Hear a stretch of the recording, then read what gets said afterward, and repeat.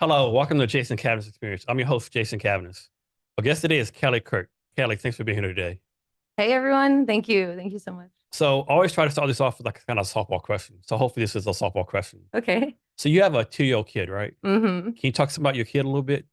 Yeah, Okay. she's really cute, really awesome, uh, like really smart, you realize like kids are totally smart and I've had a lot of experience as a teacher. I've had like 10 years of being a teacher. And so I kind of know like how to treat kids and I did a lot of Montessori. So for example, one thing I've done in my house that I didn't have before I had a kid is well, we have a little bit of a difference in opinion, me and her dad on like, should she be allowed to write on the walls? I think no, and he thinks yes. So it happens. So I've embraced it. And now, like on all of our cabinets and stuff, I drew like cups and plates. And then I put all of her stuff in cabinets she can reach. Cause like one day I spilled some water and then she ran and got a towel. And so I like suddenly, cause she already drew all of everything, like I started drawing a picture of a towel and I wrote like a T. And eventually I can teach her to, and then I'll add the word towel. Anyway, I put towers where she can reach them. And I taught her the word towel. And now whenever she spills anything, she can clean it up. And so now if she wants a drink, I'm like, go get your cup. And so I've made half of the house accessible to her. And I identified it with pictures. So since you know a little about education and what kids supposed to do at a certain age, has there been a time where like, I'm making this up, like your kid's like 11 months old, like my kid's not walking yet, my kid's not doing this yet. Do you find yourself doing that kind of stuff? Um, I think I just under worry, honestly. Okay. Yeah. You're like, you're 2 year old. You got it. You figure it Yeah, out. you got it. You got it, I mean, obviously, you write on my walls, you can figure the rest of life out. Yeah, exactly. Exactly. So, did you start this current position before or after you had the kid? The career Yeah. position. The Um, wall to the vault. That Walls of happened. the Vault. That That, happened, yeah, 3.5 years ago. okay. So, was it like you had this kid and was like inspired to start doing this, right? You're already doing it. Yeah, I think I always kind of wanted a kid. Well, I kind of wasn't exactly sure, but I really like love having a kid. Probably one done. And yeah, ever since the start, I think I just always wanted to do something. Like I like no offense, but I always said like I never want to work for Oreo. I would never want to work for something that's so obviously just not doing anything but, kind of harm in the Yeah. long term. Yeah. So, you spent some time in China, correct? Yeah, Can you yeah. talk about that a little bit? Yeah, after university, I went I well honestly like a little bit of like the long story short is like how did I end up there is I was working as a bartender and a manager of a restaurant and I kind of was just like really bored with life and I used to always go on these mission trips and so I went on a mission trip overseas and I had so much fun like we were supposed to be building homes but instead I just like ended up like somehow like the entire neighborhood, like all the children, more and more and more, just like 60 kids all were there. And I got them all doing these like activities and games. And I was having so much fun with kids. And then I went back to, my hometown after university, just pretty boring, pretty dull. And I think I was like looking for adventure, like literally every day, every night. I was always looking for adventure and I couldn't find it. And then, when you're at work, you're just like bored for like multiple hours at the shift. And there was one girl and she was pregnant at the time. And there was another guy who was like extremely sweet and he always was in and out of jail. And he was like they both had lived. Well, one girl wanted to live in Korea and he had done sushi making in Korea. And basically, they spent that whole shift telling me to move to Korea. And so I started studying Korean, and then I just tried to go to Korea, but then they said you had no experience teaching, and I was like, well, I'm really good with kids. And so anyway, long story short, they wouldn't accept me in Korea, but they said you can go to China, you can go to Shanghai, and I was like, okay, potato, potato, let me go. And so I started off in Shanghai teaching English, and then eventually, I'd started doing improv, and then people found out I was an actress, and then they needed like everyone always needed like a random person to come and sing a song or dance on screen or pretend to be a lawyer. And so I would always just do all these acting jobs, and then little by little, yeah, I had a pretty cool career in Shanghai. And how many years were you there? I was there for 4 years. 4 years. Yeah, yeah. Did you come to the States anytime for vacation? Just were there for 4 straight years. I visited my family. Okay. Yeah, but And so I'm guessing can you speak Mandarin pretty good? a little A bit. little bit. You can get by. Like you can go there, order stuff at the restaurants, and like have a conversation. Yeah, yeah. So like actually at one point I needed a visa. I decided to like, well, I needed a visa because I didn't want to work full time anymore. And so I realized if you went to the local university, you could go get a visa, a student visa. And so after 3 years in Shanghai, I started actually studying Chinese. And then suddenly I knew all the words because I'd been hearing them for 3 years. And so suddenly I was like, oh, like, yeah. I understand so many things. So what's something about China that a normal American doesn't get right? Like some stereotype we have about them that's actually not true, or something about Chinese culture or Chinese people that you wish are more Americans than you. Yeah, ugh, like where do you begin? I felt like it was just like I absolutely loved living there. I mean, it's pretty tough. I know one thing is that I think they're the number one country for adjusting to change. And so suddenly they'll just come up with this like new recycling thing. And suddenly you have to take all your like you can't mix like your wet food with your dry food. And they have like 7 different buckets now for recycling. And you need to learn this new system in a week. And it's only open 2 hours a day and da. So there's like a bunch of this like, but also at the same time, like their transportation's out of control. Like everyone's going for walks. Like there's beautiful park. I mean, it's like I felt like I was in the future. I was offended, honestly, when I was like, what the heck is going on in America? Like, and then it turns out America is one of the slowest to change. And like, what? So I think I just was like blown away by like how cool it was, hardworking. I mean, I just loved it. I mean, Like, what's that meme that's out there for the longest time? If you catch a train from LA to say Dallas, it takes 27 years. right. You know, you can go all across China like 30 minutes. Like Yeah. And it's like Star Trek technology are almost right. It's yeah. insane. The Yeah. buildings look beautiful, and we have bridges crumbling and like infrastructure is like horrible. Yeah. And I mean, definitely there's like a lot of that happening there too. Like I know there's a lot of like empty buildings, but at least I just think, yeah, I think like it's just I don't know. It was very fun to be a foreigner over there. I'm sure, for the locals, it's really, really tough. But Good experience. yeah, I loved it a lot. I loved it Yeah. a lot. Now you live in Shanghai. Were you able to like travel anywhere else in China, like do like tourist stuff, so to speak, or traveling? Yeah. So like, okay, I'll just say this, like, I'm not the only person that did this, but it's pretty popular where you just like go overseas and then, well, you get like tourist visas, and so then you kind of have to leave the country every 2 or 3 months to renew your visa. So it's kind of fun because you just like, it's like everyone who's living overseas that speaks English is from other countries and they're all like kind of these like quirky, cool, ambitious people and like do all these different things and like start their own companies and da-da. So you become friends with these people and the next thing you know, like, oh, I need to go to the country for 4 days. And then you're like, hey friends, like who wants to go with me to Thailand? Who wants to go with me to Japan? And then you just do these like 4 day trips and yeah, it's incredible. And you Nice. have to. You like legally have to. And how old were you when you went to China the first time? Um, 22. 22. Okay. Yeah. Nice. So next, I, talk about being a content creator. What exactly does that mean? What does it mean to be a content creator? okay.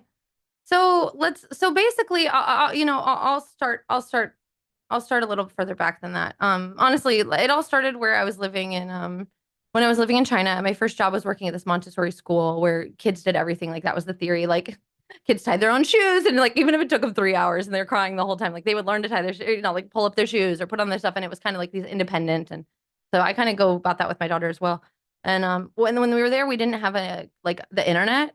And so they were like, they kind of bossed me around and told me to do these different things. And so one thing they had me do was write like a whole textbook and start creating workbooks. And so I would just sit there and just hand draw like hundreds and hundreds of pages of workbooks and come up with all these ideas. And so I got a lot of experience with that. And then again, I was acting for video games. Like I was on green screens, and then I'd be like, "Where's the shoe?" And then like look around, and then they'd record like, "Not that. That's a hat," or whatever. And then eventually, I was like, turned into a video game, and then I would sing all these songs and stuff. And so I saw how like education could be like gamified and immersive and metaversed, and like this like spectacular theatrical. Like that's why everyone in Shanghai is better than than in English than everyone here. It's like it's insane. That's the biggest thing. I can't believe how wonderful their education is. And so then when we can get into it, but when I met Wall to the Vault, the people there, I realized like I know what this could be. And so I told her like, let me start investing in this. Don't question me. I'm gonna spend like I said, like don't like because she's really picky about money. And I said, like, don't question how I'm spending my money. I'm gonna try my very best with this. Like, you don't have to doubt me. You can trust me. Let me try and build this. Let me try and build this out. And so as a content creator of Wall to the Vault, I'm literally just like trying to it's like a multi-media production, but I'm trying to build out pieces and pieces and pieces of it bit by bit as I'm like inspired and as we have people helping. So I'm just creating what I like, what I feel like already exists. You know what I mean? So how do you decide like where to post stuff at? Like how to like what content is best for TikTok? What's best for Instagram? What's best for LinkedIn? Like or your YouTube channel? How do you decide like what's best for what? Honestly, I am not too strategic at all. I think I never, ever, ever have been with Wall to the Vault. Honestly, I haven't tried making money with it so far, pretty much ever until this year, and even now I'm only pretending because I still feel like it's proof of concept, and I feel like it's so fantastic that once people get the hang of it, like people will come and help me. And so we post on like Instagram, but we get no traction. We post on Facebook, we get no traction. Yeah, I think you got to be like, I don't know, Kanye West or Beyonce to get traction on, on anything meta related now. Oh, That's yeah, what I think. yeah. Yeah. So yeah, so I mean, you saw like on Nextdoor, we kind of went viral, and then on LinkedIn, like I personally push it on there, push my own myself on there, and Wall to the Vault's actually picking up on LinkedIn. But in some ways, I just think if I don't give up and I keep kind of finding these creative ways to break into the market and show what I'm trying to do, I think people will come and keep helping. Yeah. So back to China, I'm sure you've seen these videos on there. It says Chinese kindergarten, like 30 Chinese kids, like double. Bouncing the Yeah. basketballs, And, like and yeah, we're like, we're done. Like, you're like, how are we going to compete with this? Right. And you I see know. all kids in kindergarten, like, what are they doing? Right. I know. It's I like, mean, I literally worked at a preschool where kids were finishing like they were totally understanding division by the time they were going to kindergarten. And like multiplication, division, spelling. So it's is that yeah. just because it's more, I hate to say the word communist based, was like one controlling system tells everyone what to do. Where here in the States, that like each school district does what they want own thing, you know? I would say that's it. I would say it's cultural. And then I heard recently in China they spend 6 times as much money per kid on education, like it's in the US. So they're just spending so much more money on purposeful education. So talk about some experiences teaching the Chinese kids. Were they all kindergarten, elementary kids? Or was it like the first time they're like, what's this white American lady doing teaching me anything, right? Right. I mean, honestly, well, I wasn't the first person to do it. I wasn't their first teacher. And I mean, if you think about it as a business, if you can bring in an American to your school, you're going to make so much money. So at first, I didn't realize that, and I felt like I was so lucky to be there. And I mean, I was, but honestly, not really, because overseas they want anyone to come and teach English. So Yeah, I was in Korea for 3 years, like family, and all these people come in like making like big dollars to teach, the Korean kids like English, you know. yeah, There was yeah. like what's it like an actual industry almost like people from Australia, basically like any white English speaking country will come there and make big money, you know. hmm So yeah, so I was teaching English for a bit, and then one day someone was like, "Will you run my daughter's birthday party?" So I did this birthday party, and then at the birthday party, there were all these rumors going around that I was an actress, and I was just like a fake actress. You know what I mean? I just did it as a hobby, and then started getting all these jobs or whatever. And I was like, "Yeah, I'm kind of actress." And they were like, "Why don't you do acting classes?" And so I ended up saying that actually sounds way more fun than teaching the ABCs. So I did open up eventually a little school, a production school for kids. And that's the freelance when he did the freelance acting in Yeah, Shanghai. yeah, I did a lot of freelance acting. Okay. Yeah, yeah, yeah. I guess there's a lot of need for like, a random American female to All the start time. I there. mean, 24/7. Yeah, yeah, I did so much. And a lot of it was content that they would oh my God. Was a Yeah. lot of do you have a lot of competition for like acting parts or No, there were just too many jobs. There were way too many jobs. Like, yeah, I mean, I was working 7 days a week, you know, and just because, yeah, um, I was always just making money and then investing it, honestly, just trying to take advantage of the opportunity there. Uh, um so what made you decide to come back to the States? Was just your time in China? You were like, man, my time in China is up. Yeah, I've been here long enough. I do what I need to do. Or Yeah, exactly. And a lot of my friends were honestly like all of my friends kind of were getting kicked out. They was just getting more and more and more strict over there. And I was so sick of doing paperwork. It was so hard to live there legally and run a business legally. And I just said like, okay, I really enjoy running a business. I really enjoy like having life be this fun and cool and getting all these cool jobs and like making these awesome friends and stuff like that. But I wanted it to be less stressful. So then eventually decided, okay, going back to my native country will be very easy. I won't have to do hardly any paperwork at all. So yeah, I went back. so have you always been interested in like a financial education? No, not really. Not at all, actually. Growing up, I never, ever, ever cared about money really. Like I always wanted to just like honestly, I had so many different jobs I wanted to do. Even at one point, I wanted to be like a youth group leader, because like I really wanted to do like something I thought was like true. And then basically over in Shanghai still, I kind of didn't have too much of like that much of a feeling of like a purpose or anything. And then, but still, like it was cool. It was cool trying all these different things and seeing all the things I could accomplish and stuff. And then eventually, uh, when I moved back to the USA, I myself got pretty shocked and stunned with how much I didn't know about finance myself when I came from like, a nice, perfectly nice home. And then I was just like, what the heck's going on? Like after living in China, where like, sometimes you're not always told everything or you're not allowed to like look at everything online. Um, I started questioning why aren't we being taught a lot of financial literacy here? And so, were you did you do that back? I can remember what it was like a few years ago when they were like all these companies like GameStop and stuff raised like millions of dollars because people were investing on them. Were you involved in any of that kind of stuff? Can Yeah. you explain that? 'Cause I always like wonder about that. So people just pick some random company that's about to go bankrupt and like I think it's called penny stock or something Penny like that. so penny stock How does that work? penny stock is the term for if a stock I believe like it varies. Like and again, I'm really self-taught in all this. I'm like everything is just either like my opinion or my interest and like I'm not a financial advisor. I call myself a financial enthusiast because the more I learn, the more enthusiastic I get and I get so excited about it. But uh, so at the time, actually, I missed out all on the GameStop stuff originally because I actually invested in Dogecoin. Because when I was living in Shanghai, actually, I invested in Netflix because I was actually getting like kind of lonely in Shanghai, and I would just find so much comfort in Netflix. And then I imagined in the future there could be a world in America where everyone was really lonely and depending on Netflix as much as I was feeling so isolated in Shanghai. And it was kind of funny because I mean, funny and sad. And like a few years later, that exactly happened here in America. And so I'd bought about 30 shares of Netflix at $90 and then, Forex. And then I realized like how much higher can Netflix go? It's Netflix. You know what I mean? Yeah. I've already got it at freaking $500. And at that same time, I'd been learning a lot about financial literacy myself. And I'd put money into Dogecoin, but and all of this came from, like I said, I went to the bank and I said like, I need to get a credit card. You know what I mean? Like, in my family, we grew up like on like Dave Ramsey, or just not talking about it, or we just didn't talk about it at all. And Dave Ramsey's like, don't. And I would always be like, oh, I don't pay for anything I don't know. I can't. I don't pay for anything I can't afford. I would just make that my rule. And I was so scared of debt, and I never wanted to learn about it. And I remember I cried once because I found out we had debt in my family, and I was like losing my mind over it because we just didn't learn. And so then I started learning about it myself or yeah. Then over COVID, I started, I got my own credit card, and then I started learning about credit scores, and I started watching all these YouTubers that were like my age. Some of them hadn't even graduated college, and they were multimillionaires, and they were giving these explainers of how to become a millionaire and how to hack the credit card system. And I always had grown up being so curious about it, wanting to know a lot. And the more I learned, the more I started to understand it. And then I just thought, okay, let me start teaching people this because it's really useful. And are you still like investing in those type of companies? Oh yeah. Oh yeah. So oh yeah, that's right. We skipped over it.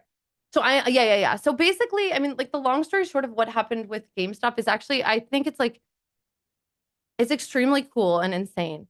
But it's basically, the whole idea of the stock market is that you buy ownership of a company. And so people had figured out, do you know what it means to short a stock? I think so. Okay. What do you think it means? Um, it means like if a stock's worth 10 cents, you buy for 7 cents. Okay. So it basically means like, let's say that you buy a share, you own one share of GameStop, right? And you have it here. And then like no one cares that you have it, right? And so you're like, okay, I'm gonna make money off of this. I think GameStop's gonna go down. And so you actually sell it. And then later on, and then I'm like, okay, Jason, I'm gonna check a year from now if you still have that stock. And it was like $10. And you're like, ha ha ha ha. So you're actually going to sell it, make money, and then 10 years from now, it's going to cost $1, and then you buy it back when it's cheaper, and then you're like, look, see, I still have the stock, but actually that whole time you made money off of it. Okay. So this is kind of okay. So the point is, That seems like kind of tricky to do. Like, okay, now get like a little bit like conspiracy theorist with me here. Imagine, I'm all about that. okay, so basically what this guy was able to figure out is he said like, hey, I think people are making bets in the billions of dollars potentially, maybe even infinite risk, and the point that like it can't be stopped once it starts. They're making bets that GameStop's going to go to zero. So if we can find a way to make sure GameStop doesn't go out of business, all of these banks and financial institutions that put bets on, they're going to have to buy back the shares. And if they bet 100 shares, like let's say they bet like 100 shares, they're going to have to buy back all 100. And maybe at first, when they start buying it, it's going to be at like, back at like $4, Yeah. $8, 12. And no matter what, they need to buy back all of those because they signed their entire worth of their business. And these billion-dollar businesses made these $1 billion bets that GameStop would go out of business, and now we've been able to save it, and so now we're just waiting for them to buy back the millions and billions of shares. And there's theories out there that actually they've sold more shares than exist, and so it's just going to complete at any moment this will erupt. Plus, so I'm guessing you can't do this with companies like Boeing or Microsoft. It has to be like a company that you think is Well, gonna kind of fail, or you can do it with any company. I'll tell you, like the theory is that there's some consulting groups and even ones with the very best reputations that do this, and this is their business model. And actually, you can track it if you like do actually a little bit of research. You can track it, and it's companies that I don't know anything. I'm going into this blind, but like I told my dad. My dad comes from a corporate background. So there's one like a consulting company. Why would they ever do that? And I've even talked to people like all around. I always end up getting in fights with guys in the finance industry because what in the world? Why would anyone ever do that? But think about it. Like if these super wealthy, and you can even see on Wall to the Vault's Instagram. I just posted if you look at all the world wealth, it's like 25. It's like 30, 30, 30, 10. And the top 30 is the 0.01%. The next 30% is the 1%. The next 30% is like 99 to 50. And then there's like this like tiny percent of 50% and under of all. So most of the money is, owned by the small percent. They're owning the TV channels. They're owning all the news. And so let's say, for example, okay, let's say there was an airline. There's a lot of theories right now, actually, that an airline company is being attacked. And the thing is, they do this over decades. And there's a lot of ways that we can show they did this with Blockbuster, with Rite Aid, with Bed Bath and Beyond, with Toys R Us. They were trying to do it with AMC. They were trying to do it with GameStop. And it takes a decade about where they pump it up, where the insiders buy in, and this is the insiders buy in, and then the news and everybody start talking about how great the company is, get everyone to buy in, get so excited about these companies, and then over about a decade they completely bankrupt and ruin the company, and they do it. What's going on? We don't know. Wow, this is wonderful. And then honestly, it's all just to make money for these consultants, hedge funds, banks, and CEOs, and eventually just one by one continually run businesses out of. And so that's honestly what this GameStop thing is standing for, and that's what all this is kind of standing for, is catching them and being like, hey, this is how you guys are cheating, and you're trying to trick people out of businesses, and you're ruining companies. So if we stand with these companies, then you're gonna have to buy it back. Like your game's over.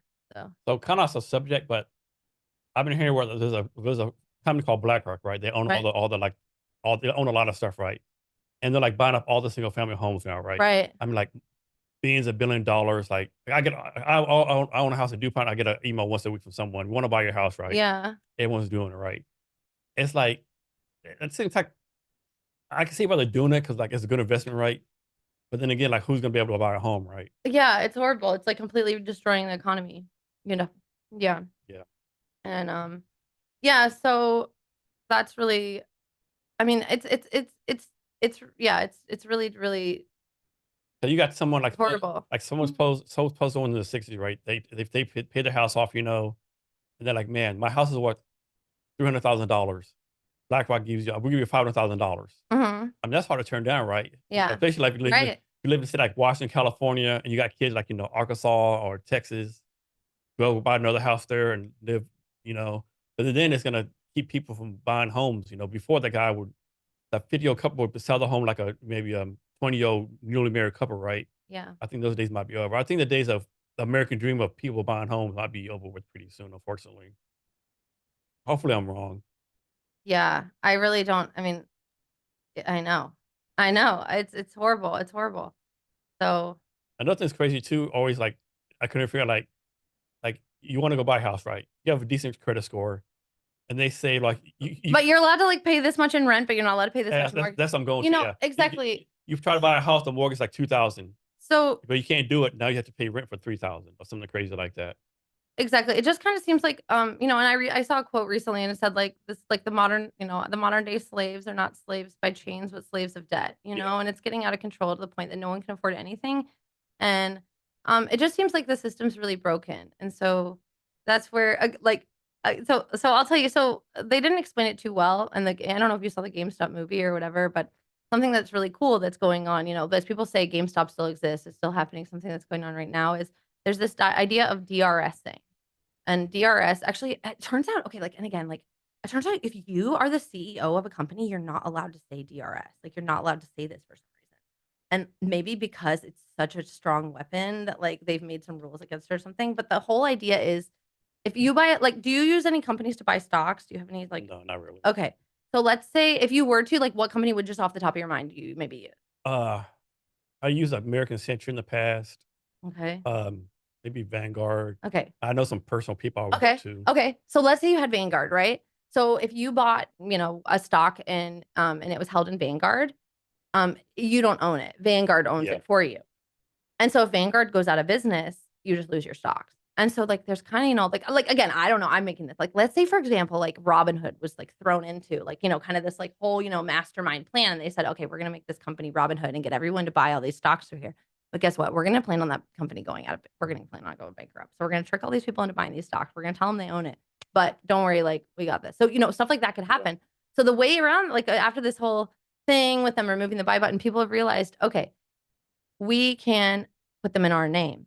And you do that by cutting out the middleman and you do it right to the transfer agent and the direct register your shares to the transfer agent. And so the way this is going to we don't need to go into this too much, but it's kind of cool in the sense of, GameStop is like a bunch of gamers, right? It's people who love like solving problems, figuring out how do you beat the boss? Is there any way to possibly beat this? So we figured out a way that 1,000%, this can literally it can make anyone that buys GameStop into like a billionaire. If logically illogically, because Yeah. of the math behind this, is if we buy all the shares and put them all, and then by we I mean just anyone who wants to, because if you take it off of that brokerage, you can say like, okay, let's say GameStop only has 100 shares available. Well, if 50 of those shares now are in individuals' names, there's only 50 shares left to go around and do all this trading with and da da da da da. And then now more people start putting in their name. Okay, now all these brokerages, Fidelity, whatever, only have like 25% of the shares to trade. Da, da, da, da, da. And then, oh my God, there's none left. So at some point, they're going to run out of shares. And as they start running out, a supply and demand, it's going to get Yeah. more and more and more and more and more and more expensive. So we're trying to, and by we, it's just that this idea, lock the float where everyone can go through, and GameStop every 3 months reports how many shares have been locked so far. And so actually there was a website that was reporting it, and it so far 40% of all available shares are owned by individuals. But for some reason now, the past 2 earnings reports, the number hasn't changed. Even though on Reddit online, people are always posting, I'm buying more, even the numbers keep not changing. And so there's just all these like weird things where like the numbers aren't matching up with reality and reality isn't matching with the price. And at the same time, all these new regulations with crypto and all this like money and all the more printing than ever. And it's just kind of like, how does the average American keep track of all this stuff, right? Because most people don't have the time like to check the stocks every day or do the exactly. stuff. And honestly, they trust their person. We use the person they trust and won't screwing them over. and then honestly, like if I used to like look at Reddit a lot, and there was one like there's a big theory on and whole Bed Bath and Beyond bankruptcy is actually fake, and it's a way to catch these hedge funds and actually bring power to the people. And there was a huge subreddit, and it was becoming one of the most popular on Reddit, and all this fantastic information, and it suddenly disappeared one day. And so it's like, and so again, it's like, how in the world do you keep that's where the conspiracy theorists start coming out of the woodwork. Right. And so it's just like it's so hard to keep up with this stuff. You're right. I mean, other than just like, again, when I was in Shanghai, I started hearing Chinese all the time. And then suddenly when I started studying it, I was like, I know all these words. And so basically, again, when I came back to the US and I saw these people that were college dropouts, my age, just as smart as me, that were multimillionaires on YouTube, I said, that's their perspective. Like, I think, I bet I could raise my stakes a bit. So I started listening to finance, but, I just all my free time podcasts, just start learning and seeing what I can pick up. So just make it part of your life, like a hobby. So, like you see, not a financial person, you might know the answer to this. Okay. But let's suppose like someone goes into debt, right? A lot of debt, right? Right. And they decide, no, I'm not gonna pay this off, right? They're like, you know what? I'm gonna file bankrupt. I'm not gonna pay up debt. I'll be 7 years. My everything gets cleared, right? Right. Is it really that bad to do that, or like?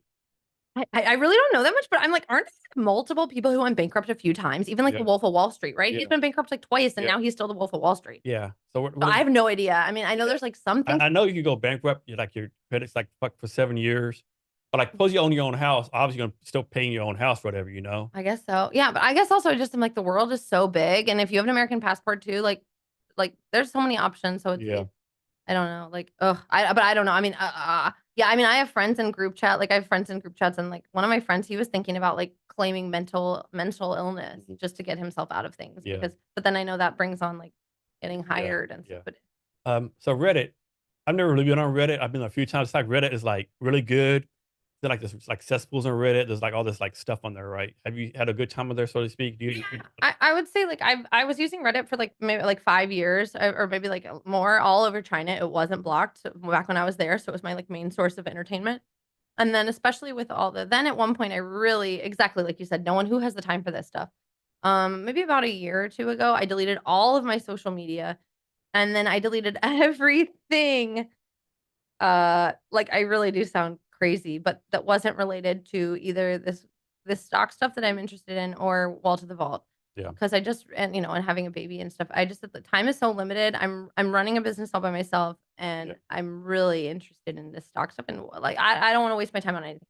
yeah. Eh, With me, I took Facebook off my phone, right. and then I cancel all my notifications, right? Right. Like during the daytime, Me too, me too. I get no calls. Only people call me like my wife, kids, maybe a couple of close friends, right? Yeah, But if some like suppose you called me like on Tuesday morning at 10 in the morning to go to voicemail, right? right. So yeah, So that's one thing I did.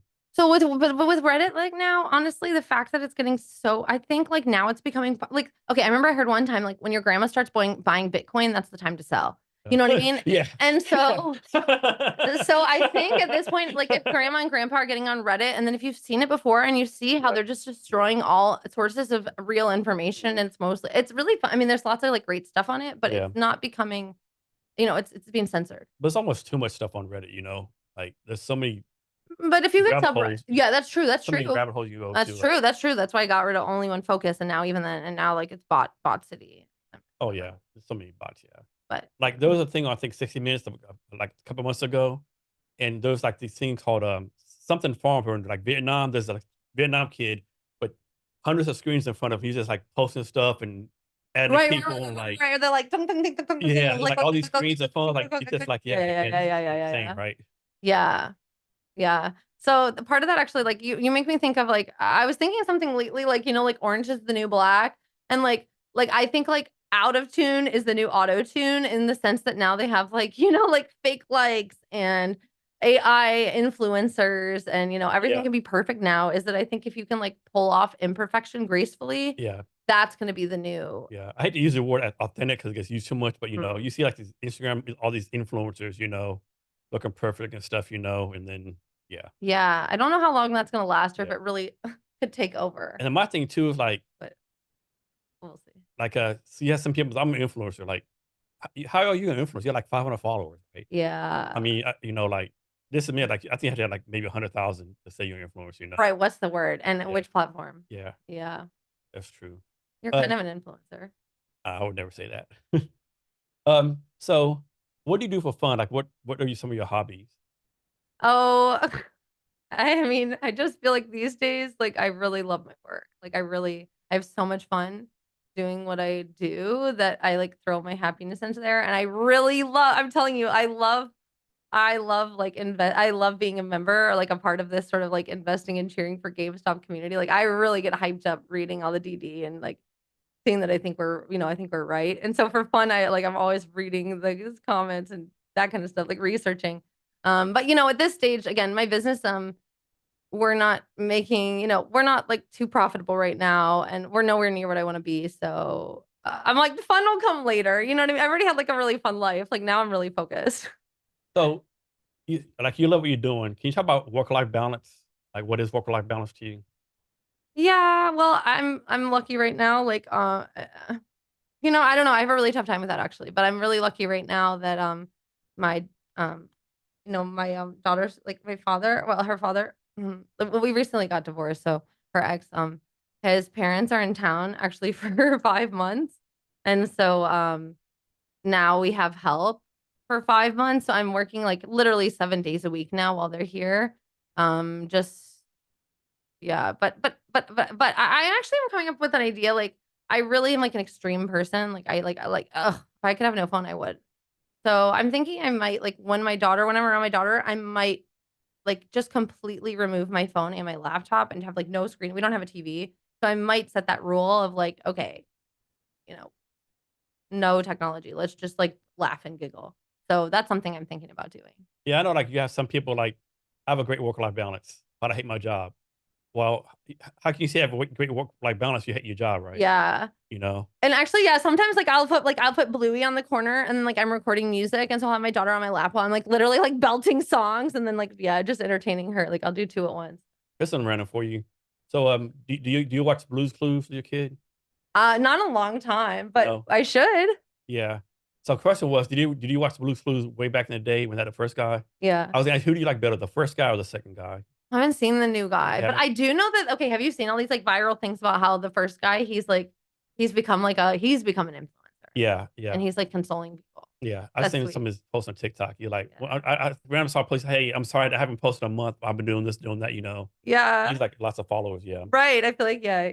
And to me, it's I, crazy like how Blue's Clues is still a thing after all these years, right? right, Same thing right, with like, what's it called Sesame Street, right. all the other things, you know?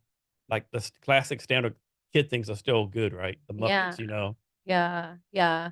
I heard like a story about Sesame Street actually that when it first came out, they only put it into like the poor neighborhoods Yeah, I heard that too, yeah. and then it started doing so well. They had no choice to put They it had on. no Yeah, choice. Yeah, yeah, because all the kids were too smart. yeah. But I think lately, I think that's something that I see like struggling is like there's no all the content. It's like even now I'm going to all these kids movies and they're all like scary or Mhm. creepy or weird. It's like I don't know. Yeah, I really want to make a lot of content. That's something I want to do is make content for kids and content for So you just said, like, people. you're gonna limit the time that your kids on screens, right? But how you Yeah. gonna balance this, right? I mean, obviously, you know, you can't have your kid, like, 19 years old with nothing tech, right? So how are you gonna balance, like, all the tech stuff going in, all the good and bad things on social media? Okay, she does have screens, I'll say that, like, I don't there's no screens, and honestly, I'll let her, like, binge if she want, like, and sometimes you can and then I'm like, "Okay, that's really enough for" and they're like, "Yeah." So, I think it is okay to, like, let kids experience, like, binge watching shows, but, like, but what do you do? Like, at the same time, what am I doing when Yeah, that's happening? And I'm, like, cleaning the crap out of the house. You know what I mean? I'm doing something, like, really needs to yeah. be done, and so, I think, yeah, like, I mean, again, I think I'm kind of a kid who when I was, growing up, I had a lot of rules, and then the moment I was free, I was like and then I didn't know how to, like, control myself or anything, so I think, yeah, giving the freedom to people is it will do them a lot of help too. So, Kelly, what is immersive learning? Jumping in there and doing it, I mean, yeah, I guess getting involved and being So it's like, engaged, not is passive, immersive active. is immersive living where you throw your 4-year-old kid in the swimming pool in the deep end to learn Right, swim each right. time? To figure out how to No swim. lesson, just here you go. Yeah, yeah, right. Okay, okay. No, I guess, like, just I think being involved, just being actively involved in it And are there and stats out there, studies that show that's the best way to learn or anything like that? yeah, yeah, definitely. And I think like, oh, are there stats? Yeah, yeah. Oh, I'm sure there are. Like, I don't know. I know like all the stats on like the happiness, like if they're having fun, but no one's having fun when they're being thrown in a pool and they don't know how to swim. Yeah. Yeah, yeah. Um, are you gonna teach your kid a second language? Yeah, she's already learning Chinese. Okay, Yeah, yeah. all She's right, really good at Chinese. Chinese. And, are you like what's your thoughts on public schools, right, versus private schools? Okay, so let's see. I was recently okay. So another person I've been recently. Well, okay, let's see. I don't know. I was just basically like I heard a funny story about like this guy. He's like a billionaire, Carl Icahn, and he's an activist investor. And so what he does is he purposely finds companies where he thinks the CEOs are just kind of goofing around, and the only reason the company is failing is because of the CEOs. And so he'll sneak his way in. Isn't he the one who used to do, like, hostile takeovers? Yeah, yeah, That's yeah. him, So now TikTok. there's rumors that he's involved in Bed Bath& and Beyond, and he's teaming up with the CEO of GameStop, and yeah, yeah, yeah, like, his stock's being attacked now, but anyway. So I went on a binge lately learning all about him, and, what I learned is that when he was younger, he, like, was so smart, and he came from a really poor home, and he always was, like, getting hundreds in all of his grades and stuff, and then he got, like, a full scholarship to a high school, but his parents were like, No, don't go to this private high school, you'll get spoiled." Um, and then anyway, he ended up going to Harvard and Stanford or something like that. Okay, so I guess the point is like, okay, I've been to public school, I've been to private school, I've taught in public schools, I've taught in private schools. Um, you know, I don't know. I honestly, I was so when I'm like depending on which bio you read about me, I went to 12 schools by the time I like graduated 12th grade. Like I've been to so many different schools. And honestly, like it was like I was like, not to like I was like bullied a lot and always had a tough time making friends and all that kind of stuff. And so in some ways it's like, but now I feel like, okay, cool. I can get along with a lot of different people. Like I had all this wisdom of like all that's out there and it made me really open-minded. So in some ways I'm just like do whatever you want. Like do whatever you think's great. And like, public schools come with their problems. Private schools come with their problems. I mean, like I think you just got to do whatever works for your family and your budget and your happiness and your location. And I mean, there's so many factors to it, but um, I mean, and I'll add in one more thing. I worked for a while at a charter school, and the teacher who was going to get the promotion and become like the head of the school was the one, because I was a substitute when I moved back from China because I was looking for a job. He was the one who would put all the answers on the projector and then have the kids literally fill the worksheets in with the answers on the projector. And that's how they would spend the 45 minutes. And he was getting a promotion. So it's like they're just getting kids to give the right answers and then Yeah, they so say it's all a lot of times teachers just teach how to take the test versus learning how to think and they stuff just like like that. yeah. So like school's like a joke. You know what I mean? I wrote my thesis on when I graduated college. I studied communication studies, and then my final essay I wrote like, "Are you kidding right now? You guys are about to graduate me. I hardly paid attention. I don't even know what I learned. This is college. You're about to give me a degree?" And then they give me like a B plus. Yeah. So I don't know. And like, what is college even for? Is it like to find you a job, to help you to think, to, pay the salaries? I think people need to discuss that, Just to right? keep getting money out of people. Yeah. Just to keep getting money. I mean, sooner or later, all the, And a little education. yeah. But what's a better education? It's like university of whatever. But what are you using that education on? Exactly, right? Like Yeah. Like, I don't know any person who's graduated like 10 years who has a job in their degree. Like, I don't know anyone. yeah. Unless you're like I Of guess course, like a a doctor. doctor or lawyer. Yeah. But even then, it's like you hear of all these doctors in like major debt and like Oh, yeah. major depression, and like like I don't know, Like like doctor and no lawyers, purse life like they balance. don't teach them how to do a business. They're hundreds of thousands in Yeah, debt, and then some random insurance company can put them out of business because they didn't do something right. yeah. And then I heard something like, okay, so I learned like in the 1920s that like you didn't bring it up, but like apparently like J.P. Morgan and the Rothschild lobbied to get the education system rewritten, but rewritten by the banks. And then apparently also in the 1920s, the health industry was also Yeah. taken over, and they stopped prescribing anything that was like natural and just started totally Yeah. pharmaceutical. Yeah. I've heard So that too. Like back in the so day, all them, fat cats like J.P. Morgan and right, Roosevelt, all those type of people, right? Yeah. Rockefeller, right, they did a lot of dirty shit. right. So I mean, yeah, like that's where yeah, now I'm doing this like this EMBA that reached out to me online, and like part of me, yeah, I'm just like, well, yeah, yeah, it's all a mess. Ignorance is bliss. You're right. Sometimes it is better to be ignorant, right? Right. But Yeah. then you learn something. Oh shit, this is all going on. Like man, Yeah. and then you realize there's really not much you can do about it. Right. I mean, Right. there is to an extent, but like there's so much stuff, so many people have so much power Well, I over mean, us. and exactly. And so that's at least what I'm trying to do. What I'm trying to do is at least like if I can make sort of this like, schoolhouse rock, like helpful songs that help people break out of the, them. So talk about this thing you're on. I think it's called Leadership Seattle Women Solo Bosses. Oh yeah. So I mean, it's just this group of women, and we're all. They screwed up a little bit. Oh yeah, we're it's just a group of women, and we're all solo bosses here in Seattle. Uh, So this, yeah. this is like do y'all do like a monthly meetup or things, or how do We y'all meet up support a each few other? times. Meet up, yeah, maybe once a week, and Okay. sometimes do co-working. Almost all of us have ADD or ADHD, so we study well, work well together, and then just give a lot of advice on how to run businesses. Now, how long you been involved with that? I did it before COVID Okay. actually, and then like during COVID, and then took a break, and then now they've started it back live, and yeah, so it's a really amazing group and really fun. How about this? Like they'll tell you as an entrepreneur, you need a network, right? And Yeah, then you got to build a product. So how do you personally like balance like networking and meeting people versus actually exactly. working on your company? How do you So, balance that? I mean, I just only did that's why the past 3 years all I did was like build my business and build what I was trying to do. And now actually my business partner recently passed away. And so I kind of realized like, okay, I need to start getting out there and showing this to people. So I would say the most part though, I just totally building proof of concept, and then um eventually start showing it to people, and then people can see what you're trying to do. And then next talk about you're speaking at something called a 63rd Financial Literacy and Education Conference in Cleveland. Yeah. Can you talk about that? I mean, just this, I don't know. I just thought it sounded like an event that maybe they would accept me. So I sent them a proposal and yeah, they did. When So does that take place? that'll be in September. Yeah, I think it'll be And interesting. what are you gonna talk about? You have to like a subject you have to talk about? Yeah, it's like, well, I came up with like five innovative ways to teach kids about money. Okay. And once, I mean, I can tell you one of them, music. So there, you can probably guess a couple others. Yeah. Yeah. Um, was that hard to get into or I've never ever done anything like that before, okay. but so I was actually really surprised they accepted me. I just Okay. wrote a proposal, made a little PowerPoint, and sent it off. So yeah, I think I want to start trying to do more stuff like that. Yeah. I don't, are they gonna pay you to speak or I don't think so, but I know it's like $1,000 conference, and I'm okay. guessing I'd get in free now, Hopefully getting free. right? That'd be kind of fucked up. Right? Yeah, yeah, yeah. So you want me to fly from Seattle to Cleveland, Speak. Yeah, they'll give pay me for a the free hotel ticket. room? They'll give me a free ticket. Yeah. If they don't, you probably need to back out of that, I would think. Yeah, yeah, they'll probably give me a free ticket. Yeah.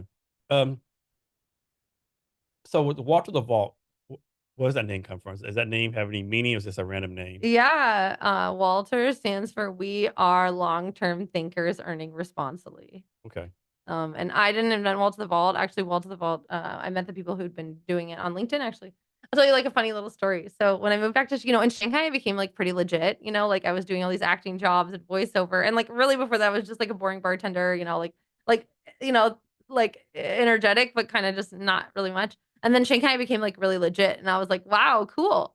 And then I moved back to the US and I'm again like just a simple American girl, and with like no legit experience. I just was like a self-taught teacher, a self-taught actress.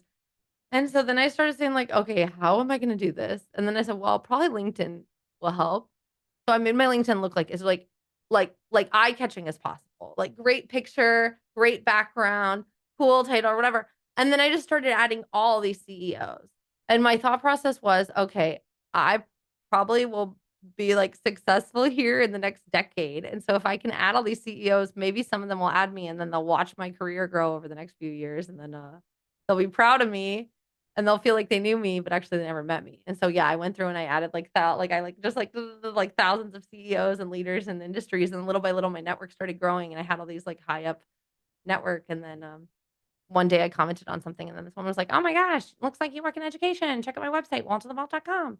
And then I saw it, and I loved the music, I loved what they were doing, and I said, "Wow, okay, yeah, sure." And so then I just started working with them for free once a week, and then I started paying them to let me build it out because I I've always my whole life too. One, wanted to do something I believed in, and two, once I learned about like residuals, I just thought like, why would anyone ever work on something that's not going to pay them back for their whole life? And so every job I ever worked, I always was like, can I become an owner? Can I become a partner? And everyone would always say like, no, no, no, no, no. And then finally she said yes. So how many people work for y'all now? Or how many people on the team? We have 3 volunteers. The woman's brother, and he's in his 60s, that invented Wall to the Vault. Another woman who's helped IPO a children's company before, and then me. Okay.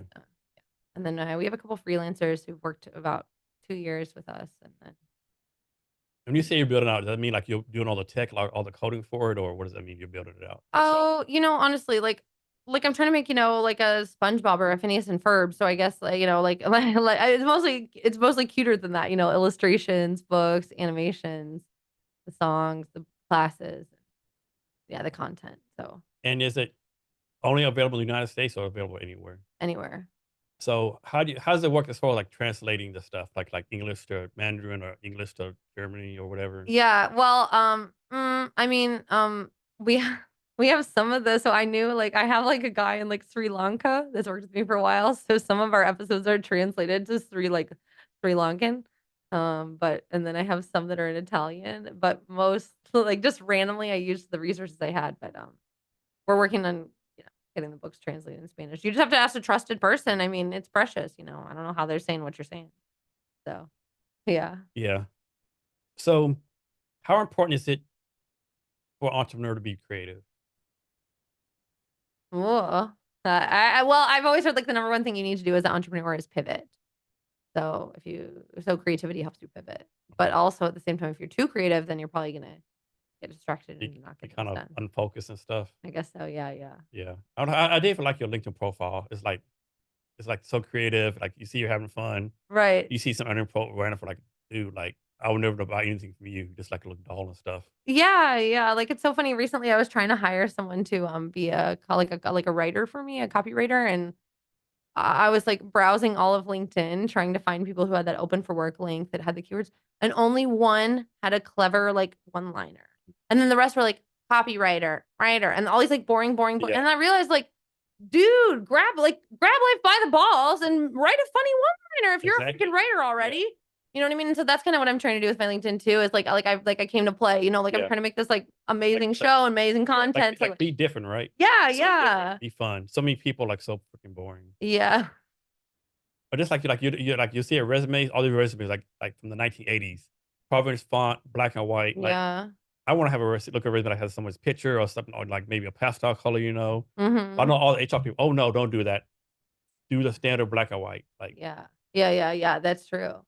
It's risky, but yeah, at but the then same time, I just think, like, if you just find, like, what works for you and find your way to be yourself, through your resume or through yeah. So what's your role with Walter Laval? Like you're the CEO, just a content creator. Like what's your actual role? my role is director of content innovation slash partner slash leader, honestly, because well, like as I said, my business partner just passed away on Christmas Eve.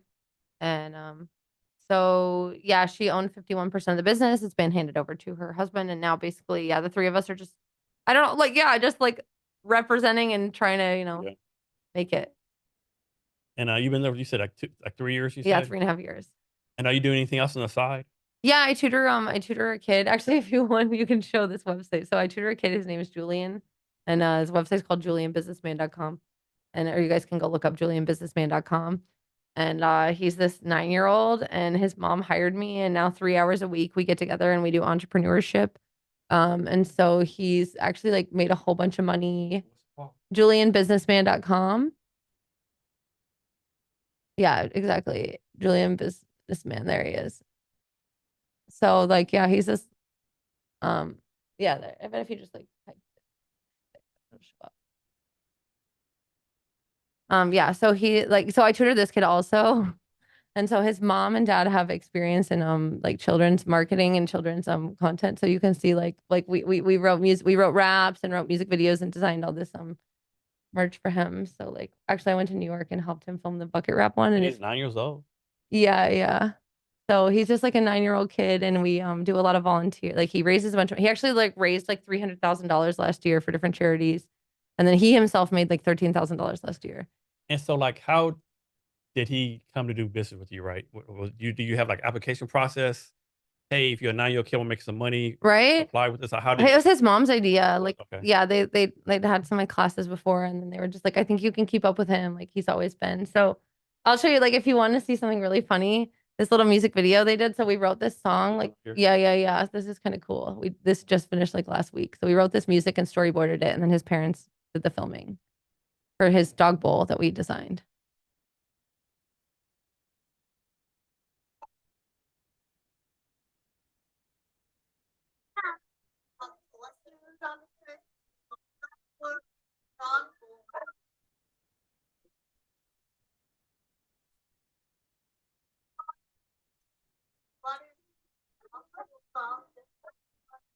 He's here. He's here in Seattle. New York. New York.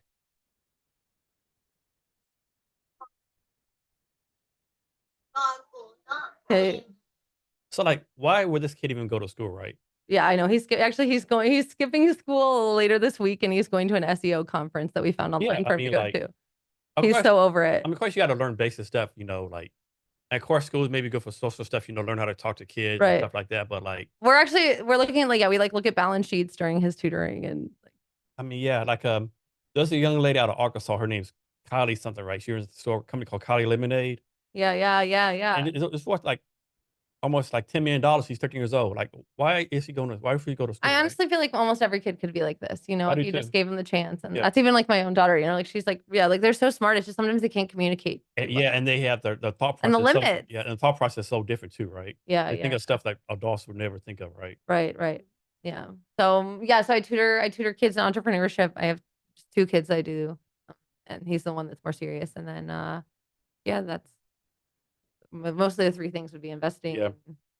and tutoring kids. And if you've ever met me before, you know I have my idea before Wall to the Vault is I have an idea for a reality TV show that I put on hold. And it would be kind of like Project Runway, where Project Yeah. Runway. So like, make a dress or whatever, whatever. And so it'd be with teachers. And so we'll get like, these are America's top 10 teachers. And then we say like, okay, teachers, this week you need to design a math class, but it's gonna be have to based around like building or whatever. Yeah. And so then we and you only have 4 hours, go. And then like it'll show like the panic teachers designing their lesson plan, gathering the supplies. It could be sponsored by whoever. Then later you go and they like go into the classroom and then you meet like the quirky kids. And then the kids they teach the class and then the kids build this project. Like, probably it'd be a project that the kids have to build. And then afterward, you interview the kids. How was the teacher? How was the class? Was it fun? Like you hear from the kids, you see whatever. And then at the end, like the judges will see how do the teachers do. And basically it came from seeing how horrible the education system is here in America that I kind of want to help glamorize it almost and bring back just like the love and the fun and the playfulness and the inspiration.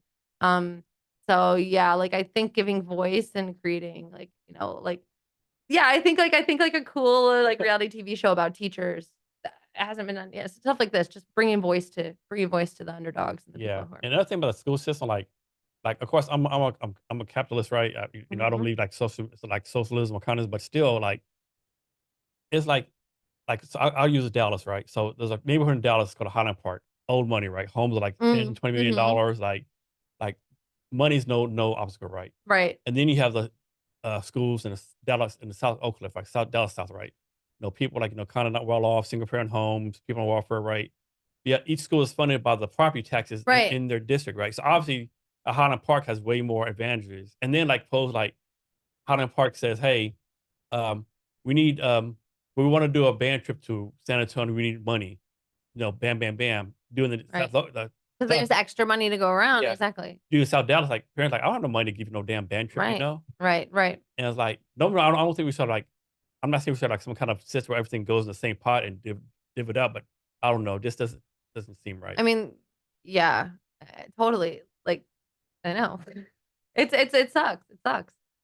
Yeah, I have a class I teach called Taxes Everywhere that I teach the kids, and then I tell them like that kind of how that works. And I'm like, what do you guys think? Like, what if people took tax money and then they made a pool, but it was like right next to their house, and then like you could only get there, but like that kind of stuff happens sometimes, right? They'll only fix the roads like in some neighborhoods. Yeah. Well, because they're the ones that paid the most. I know even Washington State, I mean, but then again, I lived in Chicago for a while, and like Illinois hates Chicago. You know what I mean? Because they always get all the money, and even Yeah. they're like, we're talking about all of Washington State, not just Seattle. You know what I mean? And so I think Seattle gets that same. Everyone thinks Seattle. Then you got and like again, the Tri-Cities, Spokane, Yakima, but Eastern Washington. all of that like just brings me back to that analogy of like like they say like the ants in the can or whatever. Have you heard that story of like the game like they start fighting and like they're fighting amongst like all these like ants are working the can and then it shakes and they're like you bumped into me and they don't actually look like outside the can and see who's shaking the can so they just get mad at each other for bumping. And I feel like there's so much that's like like who's shaking this can, you guys, like That's stop. a good point, right? Yeah, It's always this group against this group, that group against that group. Right. It's like, but it's like of course that's just distraction, so we don't like actually look at the root cause, whatever. Although, it's insane. Mm-hmm. So talk about improv. Yeah. Fun thing for you to do. Yeah, like honestly, I always before I went to so after university, before I went to China, I went and lived with my aunt in Florida, and I lived all by myself. And then that's what I said to myself. I said, what if I always wanted to do that I was too embarrassed to do? And then I did improv. I just for some reason, look, okay, like you can't just suddenly decide to do improv, especially if you've like grown up somewhere for a long time, and then all of a sudden you're like, okay, guys, I'm gonna try and do improv. Like that's like saying, okay, guys, I'm decided I'm funny. You know what I mean? Like no one's gonna so. And improv, that's like the show, like Whose Line Is It Anyway? Exactly. They say, hey, Jason, you walk into a 7-Eleven and someone does this, or whatever. Yeah, like give me an idea. 7-Eleven, go. And so there's no practice. You just go there and they say, do this, and you got to do it right. Right, exactly. And so improv, is improv like always like comedic, or is like kind of serious sometimes, or like really trying to make people laugh? There's a book about improv called like Truth in Comedy. And so usually like they say like the honest, like sometimes when things are more real, it's like the funniest, and so when you're like, oh my God, where's my robot? No one even cares. But if you like let yourself kind of be vulnerable, people like that. better. Although some like really well known or famous improv people out there. Yeah, I mean, a lot of people who now are like famous actors started as improv, like Steve Carell and Okay. uh, a lot of the a lot of those hangover guys, I think Yeah. yeah, like all the talk show hosts and stuff. So it's definitely a good skill. Have you ever done any like stand up comedy skits? Well, I only did stand up like 1 or 2 times, and then afterward, I just had so many like people come up to me after and like mansplain to me how to make my jokes funnier, and I was like, okay, never mind. I don't care that much about doing this. Okay. Yeah, Nice. You should try it again. I think you'd be good at it. Go to maybe, some open mic night. maybe. I know I have some funny stories to tell, but I don't know. So with improv, like suppose you go to improv store, right? Is the improv store, do they like say, hey, do they have like a subject area? Like you might An imply, improv store? You yeah, mean like if you're in an improv scene and you're in a store and the yeah. No, theme? suppose you go to an improv place, right? Okay, like a Is it theater. like, I'll make this up, like does the improv place only like they'll say, okay, we only do improv on like, rich people, only do improv on certain subjects? Or it's like once you walk in there Oh. can be anything.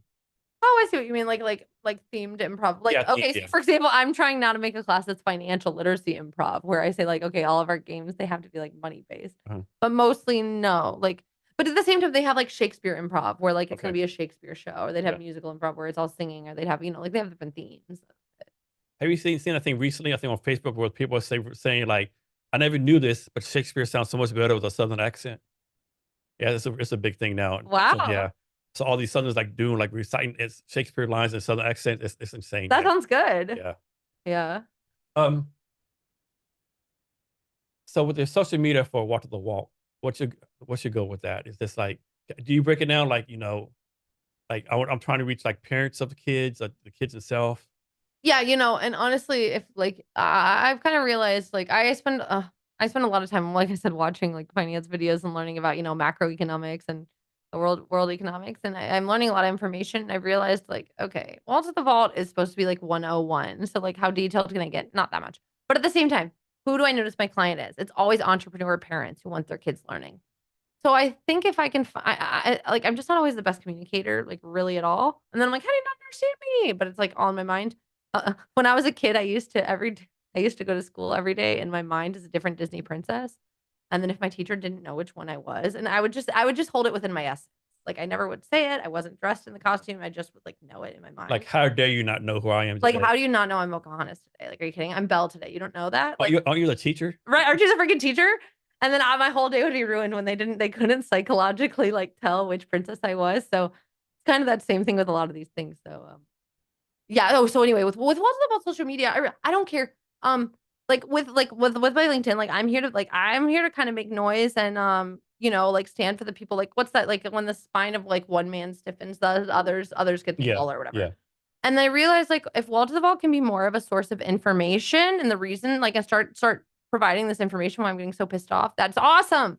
So yeah, I think I need wall to the wall to be a bit more of a source of information and a little less cute cartoons.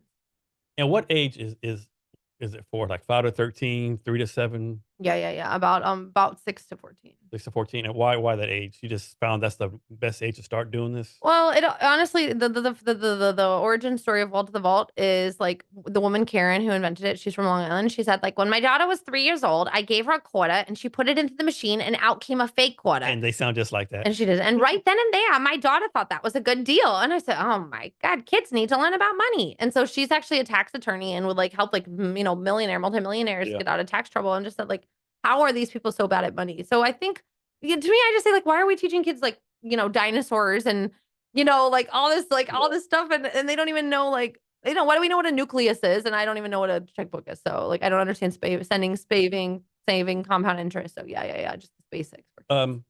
So is basic finance everywhere, or is like if you live in like Dallas, Texas, basic finance is different versus you live in Seattle, Washington, or is it all the same? What kind of finance? Like basic finance. Oh, I mean, again, okay. So for example, one of the episodes I have, like, it's like the kids get a gift card, right? And then they go to the store and they're like, whoa. And then the brother just like instantly spends the gift card. That's like me too. If I get a gift card, I'm like, let me spend that. And then like next thing you know, like then later on they actually have something they want. And then she's like, oh, where's that gift card? Oh, I already spent it. So I mean, that can happen universally, right? It's just sort of more these like mindsets. And like, like you saw in the pitch I did where like the brother and sister both try to get a job dog walking, and then one negotiates to get paid $5 more an hour. You know, and so it's like that's universal. Like Yeah. nobody ever taught me how to know how much I'm worth, how to be worth more, how to ask for money. I literally was always like, you don't need to pay me, you don't need to pay me. Even now I'm freaking doing that. Yeah. So at least I can, talk the talk, and then eventually walk the walk. Yeah. How does like stuff like cryptocurrency, Bitcoin, all that kind of stuff play into what you're doing? It's something like we, God, it's something, it's, you got to address it, but I don't want it to date us as well. That's where, at the same time, that's where I just keep coming out with content. Um, but it's definitely here to stay. And I think, I think blockchain is here to stay. I'm not sure about Bitcoin. I have a new theory, but yeah, I have a new theory. I'll tell you, but you don't need to I don't need to go into the details. But I kind of think, according to like the people I've been talking to, I have a theory, but I'm always wrong. That Bitcoin's going to become irrelevant here soon. They're going to pump it, dump it. Bitcoin will become a thing of the past, and now crypto is going to stay the same. There's just going to be a new leader, but it's going to be that whole grandma's buying crypto in the sense that everyone's like, wait, Bitcoin's not around anymore. What's this new one? I don't trust that. And then actually, like, so I think crypto's here to stay. I just don't know if And then but what's that I thing? don't know a lot I about think it. remember they used to have a thing called Ethereum, something like that. Oh, Ethereum. Ethereum, and I saw where like it ended up being a scam, and they ended up proving the guy in charge of like some scamming people Oh, or so this is something. okay. Again, so this is FTX. This is FTX, and so this is again. This all ties into game stuff too, in the sense that like, so here's like when people are giving money to Robinhood or whatever, whoever, like, again, it could be anyone, or Robinhood, whoever, to buy these shares, that money has to go somewhere, right? And you have to get back a stock. Some transaction has to happen. So a lot of people think FTX is a digital platform that was having like, all these tokens and stuff. And they had like tokenized shares. They had digital versions of AMC shares. So anyway, all this stuff, yeah. It was like 100% a Ponzi scheme fake, that whole FTX thing. And Yeah, that's so bad. that was just holding money that people were pretending to be investing in, actually. Here's one. If you remember way back in the day, people were checks, and people were like they would just write checks with a lot of money. What do you mean I have Right. money in my bank? I have these checks. Right. Like Oh, Catch Me If You Can. yeah, That movie. Did you see that with yeah, Lynn? Yeah, that was a good yeah. movie. It was, yeah. Yeah. I remember they asked him, "How did you cheat on the law exam?" I didn't cheat. I passed. What? Yeah, I studied for a week and I passed. Yeah, that dude was so brilliant and smart. That's thing Right. people don't realize too. Off subjects like people are talking about all the dumb criminals get caught.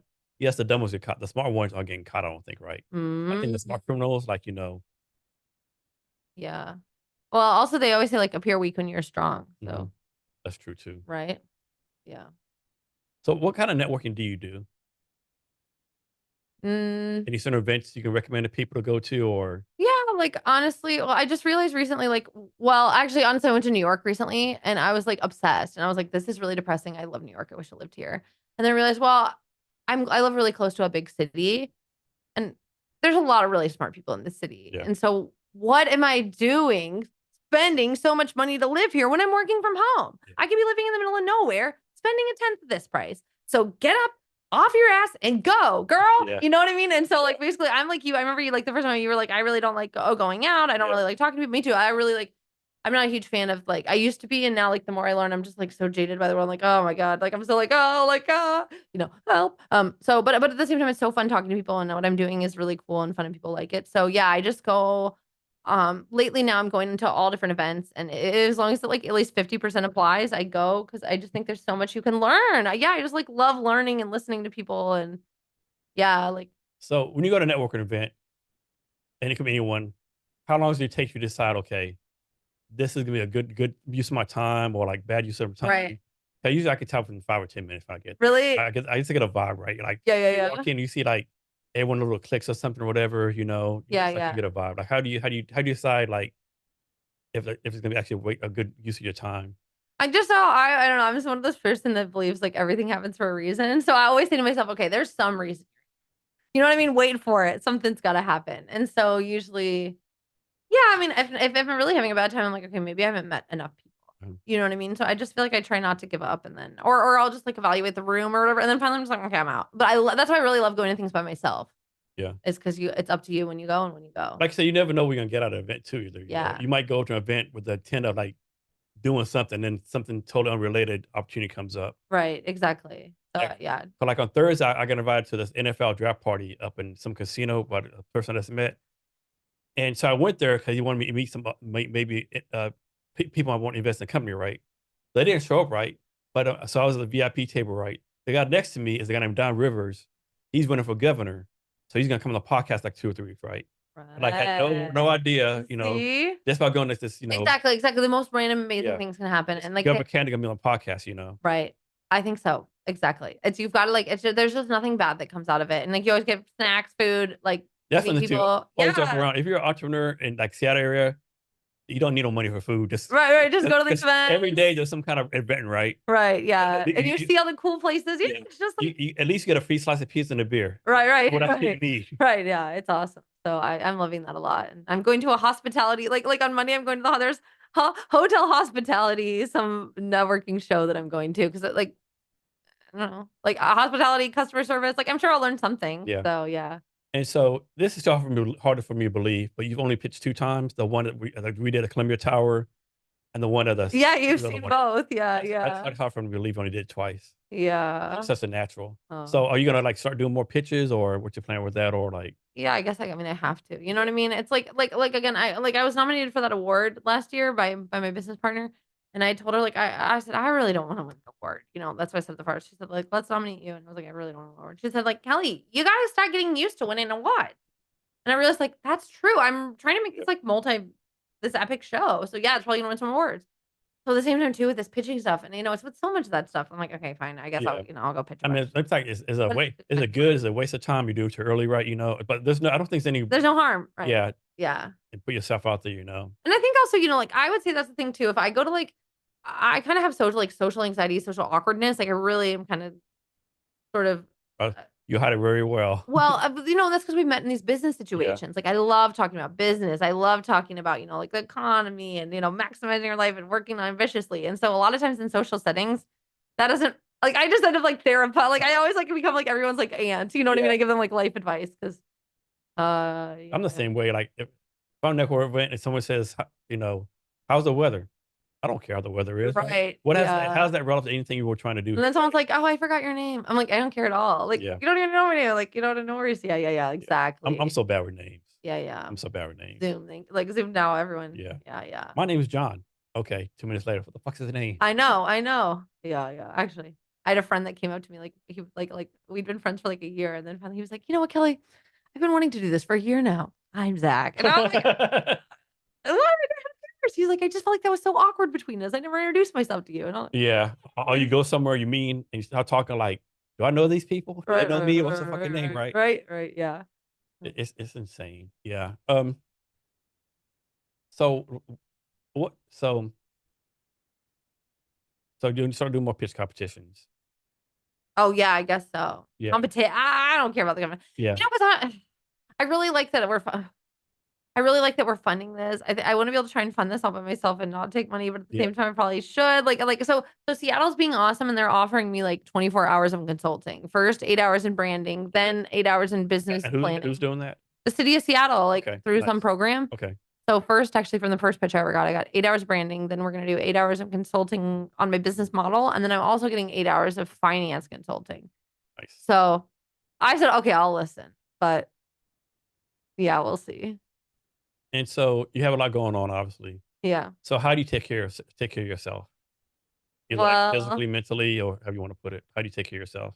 mm, you know, I'm like, okay, the first thing I'm thinking of is like tea. Like I really like I've become kind of a tea nerd, and like there's different types of teas that help with different things going on. Um, Also like I realized I was overseas sort of recently. I mean, I guess it was about a couple months ago, but I remembered how much I loved not having a car. And my car's a little bit expensive, so I started renting it out lately, and now I'm on foot a lot. And so, I mean, like it took me like an hour, almost an hour and a half to get here, but at the same time, but I really enjoy So it. you walked here for an hour and a half? No, but actually the other day I did walk home over an hour and a half from Trader Joe's because I literally love walking. I love the city life. Yeah. Like I love listening to my podcast. I love like texting while driving. You know what I mean? Like I don't like driving because I like doing two things at Yeah. once. I love sitting on the bus and texting and doing my work, and I'm doing my MBA. So I'm not saying I'm texting while driving. I'm saying like I like multitasking. Uh-huh. And so that's also how I keep myself happy is I kind of like do these annoying restrictions where like I give myself the life I want. Like I love a city life, and even though I'm sort of in the suburbs, I'm forcing it upon. That's something I want to do this summer or the weather. I want to spend like take a week off and spend a day each day, like one day in Parliament Square, one in Belltown, one in like Capitol Hill. You should film it or something. That's what I want to do. Yeah, Yeah. like kind of like do day drinking, do the Belltown or day drinking. Like this is this place. Yeah. That's something I want What to. are you thinking about? Like honestly, yeah, what do you think about, bringing the podcast on foot or Yeah, I think about doing something like that. Yeah, yeah. I That can would work be it out. really Yeah, cool. just meet different people and stuff. When I was in Shanghai, I would go travel, like, I'm telling you, I got all these weird jobs. Like one was where I would go to different sites and then talk about my like, impression of it, like a temple or a restaurant.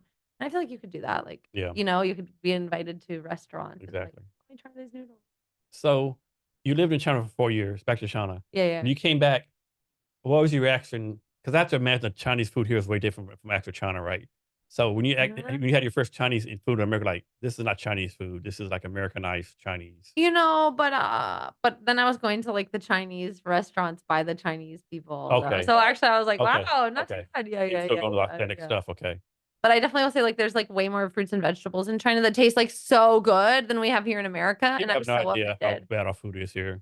They have no idea. Like even the fruits and Yeah. vegetables, there's more options than we have here. I'm just like, yeah, Food everywhere tastes better than here. I just remember like being like really naive. And I remember like I just always like we made fun of Mexico, made fun of Canada. I always thought America was the best. And then I go overseas and I'm Yeah. like, what the heck? Like, Yeah. is that Like that? you just taste the fresh. I went to Vietnam for 10 days to September with my friends, and you taste the fruit like, oh my God, you taste the freshness. Yeah, yeah, yeah. So I know it's like, yeah, exactly. It's so frustrating. Like, it's really tough. And that's again like the ignorance is bliss, and like it's tough to like know all that and see nothing changing. Yeah. So what's your take on the Seattle entrepreneur scene, founder tech scene? Ooh, I'm loving it, I think it's, like, really embracing and supportive, and, it's fun having a project that's a little unique. I would say probably I'm at, like, a little advantage in the sense that I'm not doing something in, like, cybersecurity or, software development because, like, a lot of people here are. So it helps me, like, stand out, and then I guess, like, again, the fact that all these people are offering to help and, I heard something, like, about how, like, Seattle, like, in general, like, people often just stay home a lot. 'Cause I notice when I go to these events, I'm meeting, like, like, the heads of theaters and, like, some governors, like, I'm really like you too, you're just like, "What in the world? How am I, like, stumbling?" Like, I'm not even that big of a deal, and now I'm stumbling upon, like, Yeah, the like who's who. how am I sitting next to the candidate for governor right now? Right, or like the head of like the creative economy. You know what I mean? And so at the same time too, you're like, wow. So part of me thinks like, but that was kind of my thought going into Seattle is like California's pretty intimidating, but Seattle like seems cool and maybe I could thrive there. So I think, and yeah, it's just like and then here's the other thing, like from what I understanding, like Seattle's really trying to get people to stay here. And so they're really investing in people. So yeah, I just feel like it's a great place to be an entrepreneur and there's so many cool events and Yeah, like I said, you could go to an event every day if you want. right. Yeah. Probably not the best use of your time, but Right. But yeah, at least one a week doesn't yeah, hurt or yeah, at something. least one a Yeah. week. Yeah, yeah. So what's some of your like favorite things about living in the area?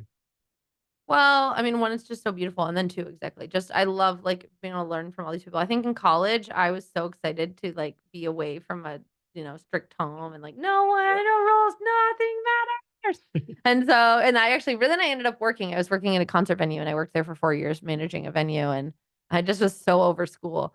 So I think I'm enjoying like learning now, like learning from people. And so I think, yeah, just the minds around and all the opportunities. Yeah. The introverted extrovert, I feel like a Yeah, lot of like I'm a big time introvert. Actually, on the Myers Briggs, I'm a INFJ. Like there's only 1% of the world, so I'm really introverted, right? wow, I yeah. mean, for example, suppose I go to a networking event, right? Suppose 100 people there, right? I don't want to talk to anyone, right? Yeah, yeah. But then if someone said, "Hey, the MC didn't show up. Can someone take a place?" I'm like, "I'll take a place," you know? Yeah, yeah, tell me what to do. Give me a Yeah, role. yeah, I'll take a Exactly. place. Yeah, Yeah, yeah. talking to random people, like you said. So every month, I belong to Seattle Chamber of Commerce. Every month we do like this speed dating thing. 8 people tip you got to do a 2 minute speech. I fucking hate doing it. Right? Like people like I'm Mary Jane. I do this. I'm thinking to myself, that's very nice. Like, Right. but then like putting me in front of a crowd, I'm like I'm golden for some reason. Yeah, Yeah, yeah, yeah. Yeah. I think I could do the same as you, right? I'll lead yeah, it, but yeah. And people are Yeah. like, why? I said, like, you're talking like 50 people, like you probably don't know any of them, like you don't care what they think about you. Yeah. But you talk to somebody one on one, it's like more personal. I But went to an event last night. Speaking of 50 people you don't know, I went to some event last night that apparently is like really exclusive. So like this is like interesting. Actually, I was thinking about this. Like it's some guy who used to work at Google. And then now he's like famous because like he goes all around the USA and like plans these events and then they just like are pop-ups, but then like you have to be on the list or you yeah, like follow like everyone's like, how'd you find out about it? And someone was like, I follow him on blah blah blah. I follow him on Twitter. yeah, And then I just had seen it on Eventbrite, but then it disappeared like yeah, later. And so I was like, okay. And then I went and it was like an okay event. But then anyway, the point is I was like, wow, that's like an interesting lifestyle. Like yeah. you become super Mhm. successful and then you just host these networking parties Come and meet me. yeah, exactly. And then like there was just Like like you're a the, like hundred you're, people like there. you're the draw. Yeah, it's like Gatsby or something. Oh yeah, that's good. Yeah. So I realized like, wow, that's a lifestyle. You can just become the party person. And some of the events you go to, like, man, I'm glad I came. I met a lot of good people. Other events you go to, oh my God, I just wasted like 2 hours of my life. That's so Yeah. horrible. Yeah. But I even went to an event once that I thought was pretty boring. And so then I went up to every single table and I was like, what do you do? And so then I just started actually Yeah, like a social experiment scientisting, like seeing how people pitch their businesses and yeah. just decided to like learn from it. One thing I do too, like as an introvert, like suppose our event starts at 6 p.m. Right? If I get there like 6:30, I'm like, I'm done, right? Because like I, I just think like suppose if people are talking, I think it's rude to go up there and hey, I'm Jason. I think it's so fucking rude. So what I do, start at 6 p.m. I get there like 5:40, and when people start walking the door, I say, hey, I'm Jason. Who are you? Oh. So I try to hit up the first 3 or 4 people walk through the door. So I do that. Mm. It's like my trick, so to speak. Now I'm remembering, I'm like, maybe I met you one time even before because I remember Who knows? going I to mean, like a million years both ago to both meet so something, many people, right? right? I'm like, yeah, yeah, yeah. Yeah. So you talk about what you do for fun. So yeah, yeah. And you said you host events too, Yeah. right? How often are you hosting events? Not that much. I mean, so last July I did a Kevin Samuel pitch competition at the Washington Maritime Incubator in Tacoma. So basically, it was like a pitch competition. Like 50 people applied. We picked 6 people. I was able to like get people like donate gifts and stuff. Hmm. And then for Tacoma Startup Week in November, I did 2 panels. One was how to find the right investor.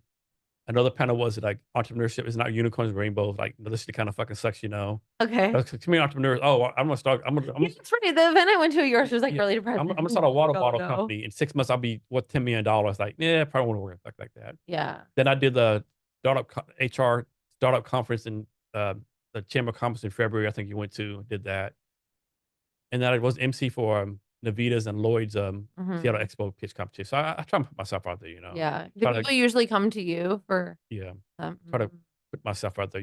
So to speak. yeah. But then again, like I do other stuff, like thinking something, what is the ROI, right? Like 'cause one problem I've had in the past, like I focus so much on early stage startups, right? Mm, Like people like you don't have money for HR right now, right? mm, So mhm. I've been searching for like early stage startups, like maybe more small business, right? That's why I joined the Seattle Chamber of Commerce. Yeah. Or do your show where you're on foot and you're going to different businesses and Yeah, reviewing them and yeah. Who does your HR for you? yeah. Right. Yeah, yeah. And another thing, how do you do follow up, right? Because we meet all these people, this networking events, you meet people. How do you do your follow up? That's one thing I suck at. Right. Me too. Um, well, I recently got a personal assistant who's also helping. And that's something I was even talking with last night. I was talking to someone who's like trying to start their own business, but they said it's just so hard to do it all. I'm doing this. And I think a lot of people are scared of getting help, but Yeah, um, that's a big thing too. Like everyone, like how can I help you? But if you get asked that, how can I help you? You're almost like most people like freeze up. Like, well, I have to say nothing because I say I need help. That makes you look weak and stuff, right. or well, no, everyone needs help. Yeah. Like someone told Yeah. me at least once a day. No, they said not once. They said every time you eat something, you should ask them, how can I help you, and how you can help, and how vice versa, right? Yeah. Like who can you introduce me to, right? But Mm. like I suck at that too, right? Hmm. Like every time someone like after the podcast, you'll probably, hey Jace, what can I do for you? I'm like, Oh yeah. uh, You're right. yeah, Oh yeah. I was like, oh yeah, I didn't even think about that. How can I help you after this podcast? How can I help you now? yeah, yeah, But yeah. Uh, I think, if you really want to help someone, that's awesome. But sometimes people just say that rude. yeah, Like I can think exactly of someone that was like, yeah. "Well, how can I help you?" And Here's one for you. Everyone said no, give value, whatever, right? But let's suppose you've helped someone out, maybe we'll say 7 times, right? It's nothing really major, but that's 7 minor things, right? And then you're like, man, we'll call him John. Man, I see John is connected to Mary Jane. I really need to talk to Mary Jane about something. Hey, John, can you introduce us? I see you know, really good friends. I can't do that for you. Mm. Like, or you be like, okay, John, I've done this shit for you. Fuck you from now on. Yeah, Or do you yeah. like keep on helping them out? You like, are you like petty like I am? Now, fuck you, John. I've Yeah. done all this shit for you. Right, right. Can't do one fucking introduction. Right, John, come on. Yeah, yeah. Okay. So, Feel like me, I'm petty like that too. yeah, yeah. I want to help people. Yeah. Definitely. I feel like it's fun, you know? Mhm. Yeah. So with it's Walter the Vault, Mhm. correct? Mhm. What's like the goal for it?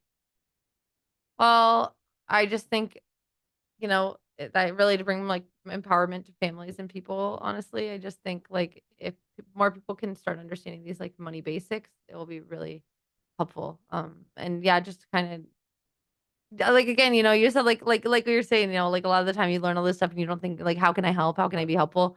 And yeah, my goal is like, I don't know, use my skills and create content that helps families get a better handle of their money and better understanding. So how does Walter the Vault succeed? Like how do y'all become a successful business? I guess it would be, up to the users or the watchers and our audience and our customers and, gushing over how much Wall to the Wall is helping them, like in real life. You know, And then how do y'all fail as a business? how do we feel? I guess we run out of money and just I don't know. I mean, we keep doing what we're doing right now, and I don't know if nothing's changed in like 2 or 3 years. I would Okay. say we failed. And do you have any who are your mentors? Well, my business partner was my mentor, and she passed away recently. And so I would say mostly, you've heard the saying like you are as smart as the 5 people you spend most of your time with. And I spent a lot of my time right like on with wise people on YouTube. So I think now I just look up to a lot of hardworking business owners and leaders who put their money where their mouth is and stand for good things. And are you mentoring anyone right now? Um, and, I guess I have a couple employees that yeah, yeah, I have 2 employees that I'm kinda, helping them, hopefully help me while they're here and then have amazing careers after. And like these employees you have, how do you decide to bring them on? Like there's a hiring process or how do you decide who to bring onto your company? Usually I give people a little trial and it'll be like a paid trial. And actually usually I kind of am bad purposefully my first few communications with people. Like I'll like talk to them, then I text them, and then I email. Because I'm honestly not that good at communication myself, and sometimes, like, it's so first, like, are they good at growing with the punches? And then 2, how do they do with this trial? And then if they do well on a trial, I usually give a second one, and then if people, because I don't really care what have you done in the past. I really don't care about your resume. I just care, can you do my project? And do you have a decent experience? And so, yeah, I see how they do it there, and then they do it again, and if they show me twice they can do what I asked, each is a little bit, more, and I'll usually hire, but I usually just hire project by project, and then, um I mean, one girl, she just, like, kept asking me, "What's my next job? What's my next job?" So, yeah. So some sort of initiative, whatever, you know, kind of shows you want to be part of your company. Exactly, exactly, that's it, yeah, like, I think I'm a tough person to work for, so and I've kind of, like yeah, like I said, like, I just, like, expect people to read my mind and, sometimes I have a little So bit of you a see short high, temper. so you have high standards. I have high standards and a little bit of, like, a short temper, but because I really, really care a lot, and High so standards is good. Short temper, maybe not. not always. Well, just emotional, like, "What? No!" But that yeah, What are but you doing? yeah, we talked about this. Oh my god, but I explained it to you simple as one, two, right. three. So, yeah, I've gotten better at that. I've gotten Mhm. better at that, and, yeah, so it's nice having people you can trust and rely on, but it's definitely so hard to find people to work for you, Yeah. So especially in a what's your startup. advice to someone out there like they have an idea on a napkin, so to speak, and they want to like I might have something here. What's your advice to them? I mean, I guess just, like, try it because like, even if it goes wrong, at least it led to something else, you know what I mean? Like, again, and that's what's his freaking name? Kevin O'Leary? Like, I was listening to, again, when I started learning about credit cards and watching these people that were, like, really, really building their wealth and their opportunities. Um, like Kevin O'Leary said something, and he said, like, you can always dream of being a millionaire, but if you don't put pieces that like, if you don't give yourself opportunities where Yeah. that potentially could happen, what are you doing all day? You're talking about it. Yeah. You know what I mean? You're not doing anything at all. So I think it's that same thing too. Like I said, like I have all these different like business ideas, but like they all come from like my heart in the sense that I want to with my life, like live it doing something I'm proud of. You know what I mean? Like my head gets chopped off and what have I left behind? It's like great, great stuff. And then I'll come back in another life and do it again. You know what I mean? Or whatever. So I guess like with all of that as well, like yeah, I was just like kind of rambling now, but So just make it with your great. company, how's the business model work? Like how do you make money? Yeah, yeah. And talk through the process like y'all deciding how much to charge for it. Oh, well, you know, um, right now we're making money through doing private custom events, like with businesses coming up with partnerships and finding really like niche businesses that have like for example, Mini Cooper. I did a partnership with recently where they like their brand is more it's like a lifestyle, you know what I mean? And so kind of working with people and providing these cool in-person events, doing classes and hosting customized events, and then also doing classes for kids. To be honest, like again, we've never even really tried to make money because I think I just like I wasn't like ready to be serious, but we're working on building these classes like pre-recorded classes and like an animated series and kids can, I don't know like we're be selling classes, books, music, TV show. Yeah, like I've even talked to like American Airlines before, Alaska Airlines, and asked if we could start getting our shows on the airline. So when kids are taking the flights, they learn financial Like that free literacy. TV thing they have on there. Yeah, like Okay. the kids could like learn financial literacy on their flight to whatever, and they're like, "Oh my god, now my kids understand budgeting right before a trip to Disney." You know, like I think so. I think we can make money in a lot of ways. We just got to kind of keep creating content. It talks more about this Mini Cooper partnership you have. Well, it was just a trial, like honestly. That's the one But time they said thing. they want to do it again. They said they Okay. would definitely do it again. So Now, was this actual Mini Cooper corporation, or just that one individual Mini Cooper dealership? yeah, but it's the only dealership in Okay. Washington, so that's kinda cool, but yeah, I was just basically like the dealership, and then I went up to them and, like, proposed this idea, and they loved it, so they said they wanna do it again, but the next time they would do it about, uh, all the different they wanna teach kids about the jobs you could get at Mini Cooper. Okay. So, yeah, this is the Walt the Vault website. Yeah. Anything on here you want to go through real fast or show anyone Oh, or I mean, I guess if you see it now, you'll see it's the website I saw like 4 years ago. It's so wholesome and so sweet and like what in the world is going on here? But if you scroll down, you can see like all the pictures are squished. You know, like if you click through the website, you're like, "Oh my god, this website is so wholesome and like, from like the blast from the past." But if you click through and like you see all their songs and you see and what this they is like y'all's like logo, so to speak. yeah, Okay. exactly. But This is Walter the Vault himself. exactly, exactly. And so then basically the more I saw, I was like, wow, what they're doing is really, really great. So like he's the one that made it. And actually like yeah, so we'll have a new website coming out probably in about a month and it'll look really updated and actually show everything we're doing. Like right now the website doesn't even show anything we've done. The videos are like different videos of kids, like kids learning financial literacy and stuff. Yeah, but honestly that doesn't even link to our correct YouTube. It doesn't. Okay. Okay. It's like so it's so yeah, yeah. It's All right. really like but yeah, here on our YouTube you can see like, I've written so many songs and like that credit is a promise. That's like a country song I wrote about credit cards and So like this video here, it's only a minute long. right, yeah, this is a song they had before I joined, but I did but then I added in like the little singing. Yeah. So like how long does it actually take to make it like a 1 minute video, 5 minute video? Are you doing like a lot of rehearsals? Or you just like filming it or Okay, well like this one like they'd already written the song and then I just sang over it. okay. But like some of these other songs like take me, like 18 hours, probably 20 hours to write. That's a lot of time. Yeah. uh, And you post on YouTube like once a week, once a month, or is Just YouTube channel whenever, ever? honestly. Okay. Yeah. And so like you can see down like these are like all the songs, but we've done some animations. I've done the interviewing with kids.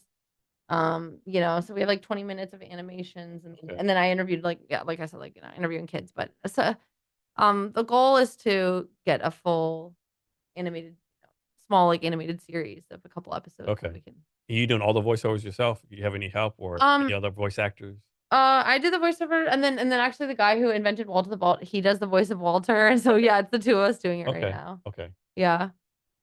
And then I had this up too, Oh yeah. based on the this live stream Yeah. posted somewhere. The PV show. Yeah. What is that? So the PV show is it's like named Stupid on Purpose, but it's on YouTube and it's like they talk like 2 or 3 times a week just trying to break down this Bed Bath& and Beyond bankruptcy Okay. because we think there's more than meets the eye. And they get a lot of views. I mean, Yeah, yeah, it's extremely like well, it's like constantly just looking at research documents, breaking down court documents, and it's people who understand it a lot better than me, simplifying it, and it's yeah, it's really awesome. So They do it like 2, 3 times a week, you said? Yeah, yeah, it's really cool. Like, and you can even see like it always starts off like with like a 20-minute intro, and then it has like this sort of like preview, and it kind of connects all these dots. It's gonna go down in history as like a game changing bankruptcy. So anyway, if this is something like you're interested in, this is kind of the only source left of information that's not totally blocked. So yeah, it's like kind of fun how they have a. So yeah, they'll just do like hype videos for a bit, and then the intro's kind of cool. Yesterday, actually, I said if 10 goddamn shills out there can provide evidence that they shorted this fucking thing to zero and profited off of it. And this is the main guy that does it. Yeah, so there's so this whole thing is like, we have this whole theory that Bed Bath & Beyond bankruptcy is actually being used to like kind of take over the horrible corporations of America, and then all these people keep saying we're wrong, we're wrong, we're wrong, but no, but if we were wrong, people would have already made their money and been over with it and made all, and so yeah, we're pretty sure. And he does this 3 times a week, you said? Yeah. That's a big ass time commitment. Doing Just like like 3 times a week, that's a lot. But it's like so fun and interesting, and there's so much new content coming out all the time. And then like even the people at GameStop like constantly like they like release docket like these new things like there's so many hints and so many tweets that keep like saying we're right, and like all these little hints like new dockets coming out right then. And yeah, it's just like it's so cool coming together. So this is a really good resource for and actually I'll tell you one thing. So now that the CEO of GameStop, Ryan Cohen, he founded Chewy, and he's like 32. Like the pet thing, Chewy. Yeah, he founded that, and then he sold it for like $3.2 billion.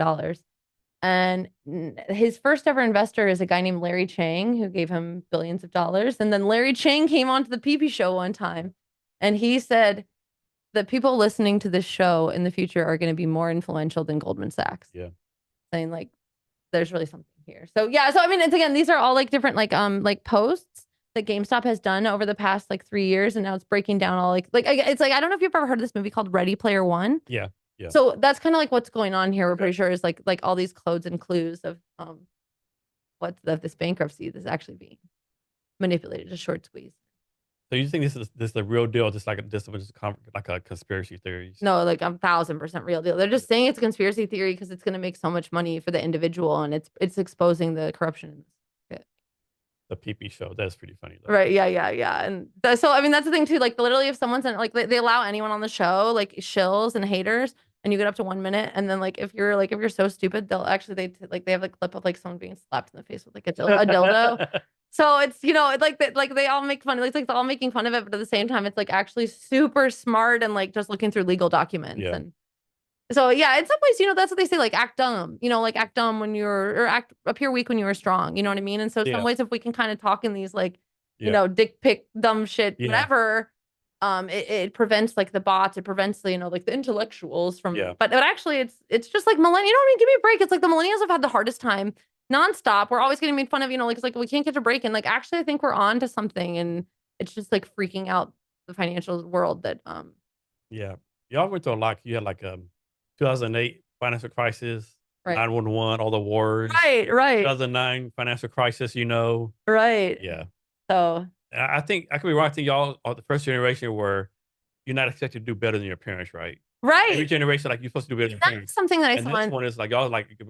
It's the opposite of China, because that was something cool about China, is like seeing that like because they'd gone through like a famine basically, and now every generation was like more and more and more successful, and seeing all that. And so I mean the opposite's happening here, and I think it's coming so fast too. It's like this sad thing of like millennials, like we thought we were gonna like, okay, this won't be a last, no, this won't, like now it's like, what do you do, And then the other thing that like recently, as well, there's another like, if you want to like learn more about where am I getting my information from, there's another one called actually, there's two. There's a guy from Seattle who's obsessed with AMC called Stock Retail, and I actually met him. But this other guy, AMC Bigums, Bigums, and he was saying now, like he said, like, okay, so how they're doing this whole like student debt relief thing, right, for college debt relief.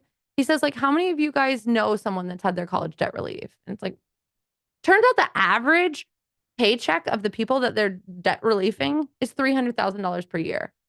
So they're putting all this money into debt relief, but for the $300,000 a year average. So it's like all this money is going in, yay, and it's helping 20 people. You know what I mean? It's just like all this like fake. It's like the headlines sound great, but then if you actually read about it, it's all like lies. So like Biden canceled the debt, small print, only or 0.01%. surgeons. Yeah. Yeah. Like, which is great. Okay, good. Like, we need help from like the doctors, like we need help. Those people have a lot of money because they're doing something. But at the same time, like, that's not really, that's just, Yeah. and I don't know. And that's what people were saying. And now he's buying, he's buying votes from, whatever. I don't know. And all that stuff is like, who knows? But Yeah, that's in the room too. Like he's all these immigrants over here, make them Democrats on the vote. That conspiracy theories out there. And then you hear people know that's not possible and they can't legally do it. Right. But then even I have friends like in Texas that say like, oh, my boss says once a day you could be replaced with three workers Yeah. instantly, and so, and then again, the more you learn about the Great Depression and you learn about, I mean, it's like history doesn't rhyme, but doesn't repeat, but it rhymes.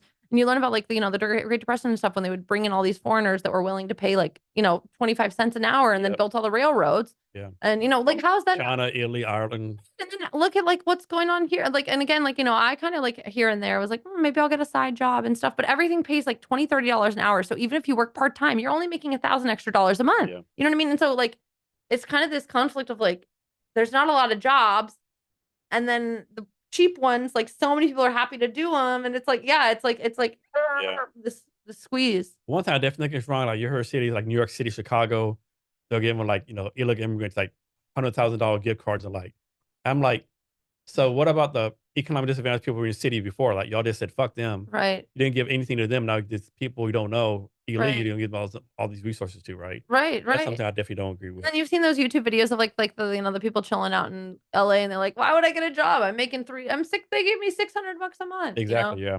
And so I just think, again, it's all warped, and that's I think why a lot of people now are really starting to go like, what is going on? Because this doesn't make any, and this is the thing that like is making me like, what is like the quality of life is getting worse. And especially again, you live in China and you see like how advanced it could be, and how long is this freaking subway in Seattle going to take? You know what I mean? Like I know so many people like moving to Mexico, moving to Thailand, moving to Vietnam.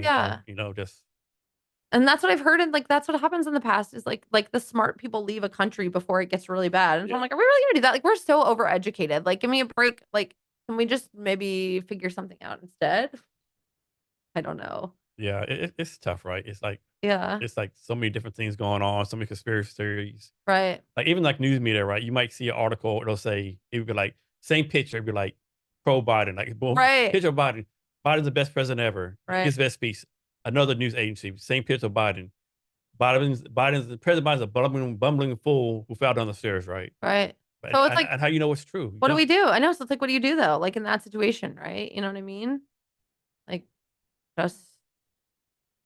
What can you do, right? Right. What do we do? I know. I'm like, well, I guess I'm gonna try and make this amazing thing, and be brave and whatever. But it's crazy. It's crazy. It's crazy, like how things are going. And I think I would say it's probably this is like the most uninsightful thing anyone's ever said. It's probably the spread of technology. You know what I mean? It's probably the spread of information. And now that's why there's so much censorship going on, and it's because there's like overload. But what's the thing they used to say? Like, man, I'm messing up. But if you say like, people are stupid because there's no information, and then like, oh no, that wasn't it. People are stupid because they're stupid because there's too much information. Yeah. People are stupid people. Yeah. But also at the same time, I mean, look at what they're doing in the school systems. Like they're keeping people stupid. Yeah. Do you think there's gonna be come a day where like people don't go to college? It's all be YouTube University Yeah, I mean, or some kind of online learning platform? yeah, I mean, so many kids are doing it now, like online learning, and then again, or I'm like, like you can only do so much. But I talked to this girl I was working with yesterday, and she was like, she's like, yeah, I'm homeschooled now. I miss my friends, but I have one class today, another class tomorrow, and then 2 classes on Tuesday.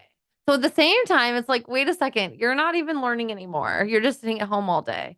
So yeah, and you always hear all those things that like they use TikTok to dumb down America, but it's like, yeah, I really don't know. And then again, if these teachers are getting $100,000 promotions for giving out the answers, I mean, it's all ground up. But again, then too, like, what did I feel like I heard something the other day, like if the Great Depression were to hit or something, like, could you imagine like putting people into fields? Like no one even knows how to farm. You know what I mean? I don't know a thing about like saving a plant. So I don't know how to tell if it's overwatered, underwatered. You know what I mean? So like we're all dumb. Yeah, that's a backbreaker work too, right? I mean, like picking like strawberries and all that. Right? Yeah. But Like people always say they're coming to take our jobs. No dude, American wants to freaking pick strawberries or cantaloupe or whatever. Like, you know, like, right. Exactly. So yeah, and it's like I even see it anyway. Yeah, it's like I saw something yesterday. It's like when you really think about it, like they've already done it, like I guess like from I don't know, like fentanyl to TikTok to the yeah, education. It's like we've already kind of been conquered in like yeah. this, And thing like TikTok, supposedly they want to get rid of TikTok because like data security right, and it's belonging to China. My thing is like Facebook, all these companies do the same thing. right. One thing, like China has invested so much of our country, right? They own farmland, they own Like companies. that's gonna, make a Yeah, big difference. Give me a yeah, break. What's really going on? Yeah, yeah. Like yeah. you want to get rid of TikTok because Chinese, then kick all the Chinese stuff out, right? Right. I And, mean, and you're not gonna do that. no, So like, they own land like around military bases and stuff. China yeah. owns a big part of the United States. Did you hear like okay, but did you hear like recently like there was like that rumor that they were gonna make like menthol cigarettes illegal for like a second? I've heard that. Yeah, And so then like of course now there's gonna be a surge in everyone buying menthol cigarettes, right? So maybe it's like also like just yeah, again, it's just like getting everyone to go this way and buy yeah, that. Okay, now get everyone to go this way and buy that. You know what I mean? It's yeah, like the hurting. yeah. And then and so there's a politician. I think, like, I don't know if he's a Democrat or Republican, right? He has a TikTok channel. I know he's a congressman of North Carolina, right? I think a million followers on TikTok, right? And he would always be on TikTok. TikTok's the best thing. I'll never vote a TikTok ban. And the fucker voted to ban TikTok, right? And I guess he didn't think no one would know. And of course, he got fucking blasted. Like everyone knows that, Oh, like. So explain to me how you for TikTok, but then you voted for the ban, right. and you try like back. Oh, I know. It's time another bill, and I blah blah. Like didn't say that right. It's like I think it's like accountability. Mhm. It's accountability people never expected is Yeah, starting to come into play, yeah, which yeah. is and then again, when Neuralink gets here and everyone's minds can be read and they Yeah, yeah. I'm all for tech, but I don't know. I'm definitely not doing that. I don't think, right? yeah. Only way I That's what do we it is all like, say. What we all say. yeah. I'll be like very one of the last ones. I suppose like every single person in my family, everyone I know does it, right? Okay, Okay. I might have no Yeah, choice. yeah. Like, did you ever watch the show? It was on Net Geo. It was called Your Million. So basically, it's based on like all this future tech stuff, right? So one episode, the daughter died in an accident, and they transferred the daughter's consciousness to a computer, and Okay. an Android robot, so the Uh-huh. daughter's still alive, like stuff like that. And one episode, the scientists had decided how to like do telepathy, right? The father like, I ain't doing that shit, right? But then like in an episode, like people like, I knew you're talking about me. What are you saying? Well, and finally peer pressure got him right. Like, okay, I'll do it, right? I don't like live like this where everyone's like communicating mind to mind. I'm like, Oh yeah. yeah. He finally broke down and did it right. So I think peer Yeah. pressure does have a lot to do, Right. like like You're the only one. Well, yeah, everyone's yeah. yeah. No rush. Is there any future tech that excites you? Since we're all in Seattle, Seattle's like a pretty tech inclusive place. Any future tech out there? Hmm. I mean, I guess like the metaverse and all that stuff sounds pretty cool and fun. But I would say like I've noticed lately, like I think people are so focusing, especially going to all these events and stuff. Like a lot of times people focus so much on the digital world, they forget the reality. Yeah, And so, um, yeah, like, yeah, again, like I don't know, like you were saying that earlier too about events and stuff. I just think like people really like I feel like COVID's over and like like the Zoom meetings are getting a little old, and yeah, so people are so excited to be in person. So maybe that like heck, I don't know. Mm, and I guess I'm also excited, as you learn more about the digital like platforms that people are going to be, like just all the yeah, digital like components like Twitter. You might be able to start paying with Twitter and stuff like that. I yeah, think that kind of stuff is pretty cool. yeah. It kills me. Like COVID was like 2021, 2020, and the people are still like, I can't go in person. It's COVID. Like, what are you talking about? Right? Right, Are you right. kidding me right now? Like, always like even the Center Disease Control said like it's just a flu. They run like the flu, right? Mhm. It's like even if you get COVID, it's like a 2 day isolation period. Right. And like people still say, I can't go. It's a COVID. You know what? That key. Yeah. The other one too. Like we've been on Zoom at least 4 years now. People, how do you not know how to use Zoom, right? Right, Like, are right. you kidding me right now? Like, Right. Yeah. I know. It's but yeah, I would say it's I don't know. What do you think about all these bills? Okay, so I came up with like a life hack the other day. So I realized like apartments are so expensive, but now commercial real estate is like dropping like tremendously. And here pretty soon, commercial real estate is going to be super, super cheap. yeah, So I was thinking maybe in the future you get a studio, but then you make your office badass, and then you just go hang out in your office all day. Yeah. So someone actually posted something on LinkedIn about that a couple months ago. Because the thing was some kind of big real estate agent. I guess he was know what he's talking about.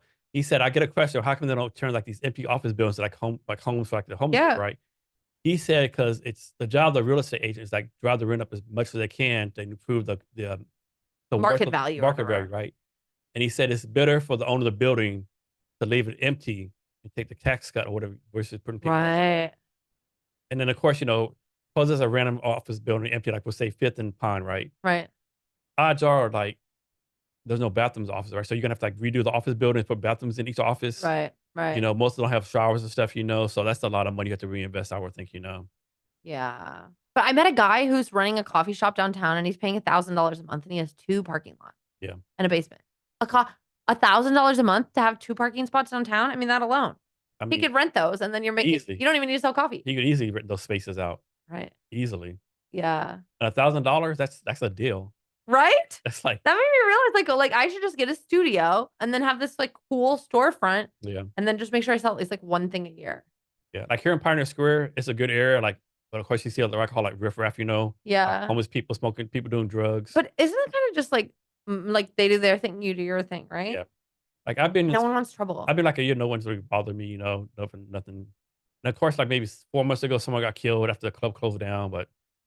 And there's like one lady here. I mean, she obviously has something wrong with her, right? Like she's a older white lady. She has a shopping cart full of stuff. Like she's like just got yelling and cussing, the air out, right?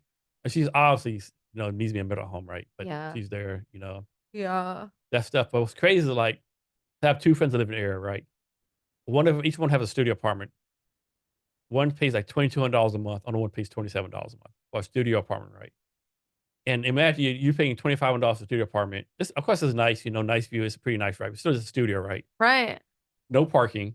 Right. And then Go get a coffee shop. and then you walk downstairs, and then somebody fucking smoking fentanyl on the fucking doorway. Right. It's insane. Yeah. Yeah. It extremely sucks. Like it sucks so much. Like I love like cities and culture, and you're just like, what's going on, Yeah, I'm a big city person. You've been downtown. You're downtown a lot more than me though. Yep. Like, do you feel like it's getting? I remember it was. I mean, over COVID, it was like every park was taken over. It was like, Yeah. like, is it getting, Yeah. cleaner, better, or what would you say is plateauing? It's getting better. I mean, but the thing, like, it's like people always say when Seattle was nice. I've been in this area since 2009. Seattle ain't never been fucking nice. Like it's always like the crazy ratchets up, right? Yeah. Like during COVID, I had my nephew come visit me from Dallas, right? We're walking downtown, like by the Pike Place Market. He was like, Uncle Jason, is this where they filmed The Walking Dead? Like, Right. yeah. Another time he did a video on his phone, sent his mom. This guy was in a corner acting like a bird. Like he was like pecking like a bird, talking like a bird. Yeah, it was insane. Because now even like the Target by Pike Place is shutting down, and like like it's like they can't even keep. Oh, that's shutting down? control. Okay. I think so, right? It's like they're starting to shut down like everything. Yeah. Just Like sucks. that Target, the McDonald's on 3rd Avenue. Right. Like, Or maybe they're not shutting down the Target, but I'm pretty sure they might be. Like, yeah. I don't know. It's just like, yeah, it just sucks like so much. It's just, I just like wish there was something we could do. I don't know. I always joke around that people with way more money and way smarter than I am haven't figured this shit out yet. So what I hope that I have, I don't know. I went to this event, and it was at the Botanical Gardens. Actually, I feel like I shouldn't even tell you this, but I'll tell you. So it was like kind of this strange event where it was like sort of recent, and they'd figured out like this way to sneak in this tax into like the people of Seattle, but they were going to use it to get 10 million more dollars for the arts programs over Yeah. the next 10 years here in Seattle. And so this event I'd seen it on Eventbrite, and then like it wasn't even like publicized to the public. I'm like, what are you gonna be spending this money on anyway? But it just seems like yeah, they were like able to find this money, and then like even there at the event, it wasn't even like yeah, they didn't even talk about how they were going to spend it or Yeah. use it, And so I just think like, yeah, there's just a lot of that's so funny. So I was talking to this guy, and I went to this event, and I didn't exactly know what it was. I said, "What in the world is this tax thing?" And he said like he was on the board for the Bellevue Botanical Gardens, and he said, "You know what? Maybe someone like you could actually get something done." Because he said just something about Seattle, like once you join a board, nothing can get done. Yeah. Only like the outsiders coming in and Yeah. suggesting something. So I don't know if that's true or not, but some of me is like, couldn't like this be all common sense that like we would all like to see a great thriving city, and like what does it take? What's that saying? best way to stop progress is a formal committee. Oh, I never heard that. Yeah. But Seattle's not really for small business. I have a friend of mine. She owns like a mobile bartending business right across the street, and so she's open up her own bar pretty soon, right? Oh, And like she want to do like live music. Well, in order to do live music, you got to pay a $3,000 a month live music fee, right? Like you got to pay $3,000 a month to have live music. She said, yeah, like that's insane, right? And she just told me all these like small like knick-knack things you have to do to all these like licenses and different stuff like it's just so anti-business, especially anti-small right. business, right? Why? Someone paid the most money to monopoly or whatever, Yeah, oligarchy or whatever. yeah, yeah. So you already talk about your business some, but can you go more detail how you got started? What you focus on now and the future vision for your business? For Well to the Bold, how Yeah. it got started? Yeah, so, yeah, basically I'm on LinkedIn and I, was just kind of doing bullshit and then met them. And the more I started teaching kids about money online, I realized like it was really, I was teaching acting before that and I felt like, okay, have fun, like being more confident. Bye. You know what I mean? It's not really like, I just feel like I was kind of not really earning the money that much because I was, a self-taught actress. And how much is that really helping someone's life? It kind of, but versus financial literacy, these like lifelong skills that can help you forever.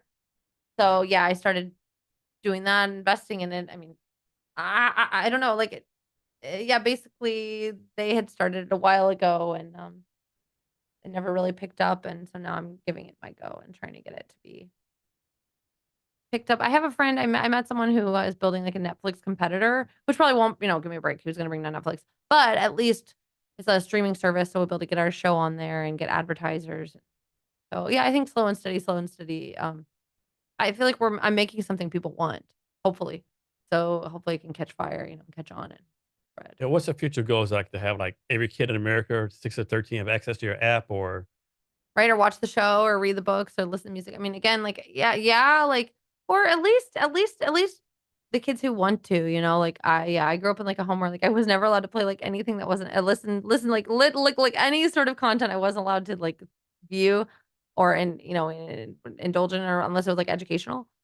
And even so, I never learned anything about money. You know what I mean? Even like me and my like super restricted way, a lot of it almost always. So I think for like the kids out there who are entrepreneurial or wanting to learn and, like give them content. And I think it could catch on. And I think especially if it starts helping kids make money or help, especially the stress of like telling a kid we don't have enough money. I mean, it's so embarrassing. It's hard. It's stressful. It's confusing. Do we? Do we don't? Like so getting kids a little more in an appropriate way on board with your budget and with your reality and how much you do have to spend and how freaking hard you're working. Getting kids a little more aware of how the system works. So they have more understanding. They're not giving you such a hard time. Because I just think as a lot of kids are, I want to know, like they're like begging and it creates a lot of tension with parents. It's hard to explain. do you ever do like any like theater stuff still? Like, Do I? yeah, do you ever gotta go like some kind of community theater or Not acting stuff? yeah, again, I just feel like I don't have the time and it's so nichey that once you join a theater group, like you know them, you go to all the events, you know who likes who's with who, all the like it's like so neat. Yeah. And I just think like these days, like I'm really just like trying to focus on my goals and Okay. So you don't like do any act like keep your acting chops up to speed or anything like that? right? Or No, not really, not uh, really. But it's fun. It's like so fun. yeah. I think I can do that in a few years once my business is more Okay. established. I just feel like now or never I need to kind of get it going. So you're like all focused on the business right now, like Yeah. 24/7, so to speak. Yeah, I kind of have to, like if this doesn't make money, I totally, well, I learned a lot, you know what I Yeah. mean? But if this doesn't work, something else will happen. Yeah. So here's something I saw thought. So I don't know how true this is, but people are saying like now what a lot of people are doing. And actually it's actually a kind of good idea, I think. I can see myself doing this. I was single with no kids, like maybe in my 20s or 30s. Like that now a lot of people in these big cities instead of like paying like $2,000-3,000 for rent, they're buying like a 2015, 2014 SUV, right? Oh Maybe yeah. not SUV and like and Mhm. then getting like a membership like the Anytime Fitness or LA Fitness Right, right, shower in there and right. I so know. I even was thinking of doing that because I guess when you're in fourth grade, you're allowed to go to every museum in America for free or almost all of them. So I was thinking like maybe when my daughter's in fourth grade, we just go like travel the whole US yeah. for the year.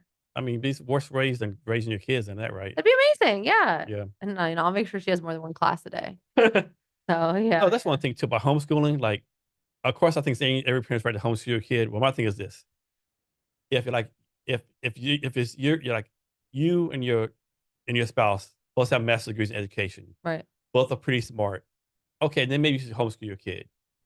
I might get blasted with this, but if you're like a single parent with a GED, high school dropout, do you really have what it takes to like homeschool your kid? No. Like, of course, you just like type in English Lit 101 on YouTube, right? But you know, I think a lot of it's happening because of bullying too. It's like kids don't feel comfortable going to school anymore. yeah. And some of the parents don't know what to do. And so they're like, okay, fine, stay home and And homeschool. the thing with bullying, I get blasted this too. Like when I was growing up, you got bullied. Either you stood up for bullied or you Right. don't get bullied, right? Or you just get So out. I think that's a life skill a lot of kids now are not learning, right? Like how to stand, Right. how to stand yourself. Exactly. Hey, Tom bullied, you know, Yeah, then just hide at Michael. home. Hide at home. Michael, you know, hides at home or gets staying in class. Like, I mean, something said to be like, of course, like if you're bullying someone, someone needs to tell you to stop it, right? But Right. I think there's a life lesson. I think it's a life skill to like stand up for yourself and like, okay, there's no way I can fight this bully. This bully's gonna beat my ass, but I gotta stand up and do something, right? Right. I gotta take this ass kicking, you know. Right. And I don't think there's a life skill a lot of kids are not getting right now. Yeah. I think so. I think. Like, you know, for our club, no, I'm anti-bullying, you know, don't believe in bullying, but I do Yeah. believe I am pro stand up for yourself and like taking your chops, so to speak. Right. And also like stay away from those people. You know what I mean? Like, That's true too. right. Yeah. Yeah. Oh, yeah, that too. But like, you Yeah. kind of can see like Yeah. I makes mean, you. yeah, like you walk down the alley, down the hallway, and you know somebody steals your lunch money. But also, like, if you were idolizing those people and they're so mean to you, you know what I mean? You don't need to run away. But yeah, I think there's a big, yeah, exactly. I mean, it's just all messed up, and it's just so hard going overseas and seeing like how smart like kids are, and like, and it's not like they're like miserable. Yeah. You know, they're just like smart and happy. You know, just like like the American kids. Like kids here are like creative and happy, but it's tough to see like the potential being wasted. You know what I mean? And Yeah.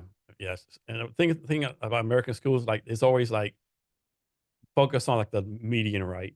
So you might have somebody really smart, and they're like, yeah, the that's class is boring, or right. someone like the bottom of class, they're not learning anything. They And need a then different class. help that kid. I heard something the other day too, and it was like, you know, some TED talk or whatever.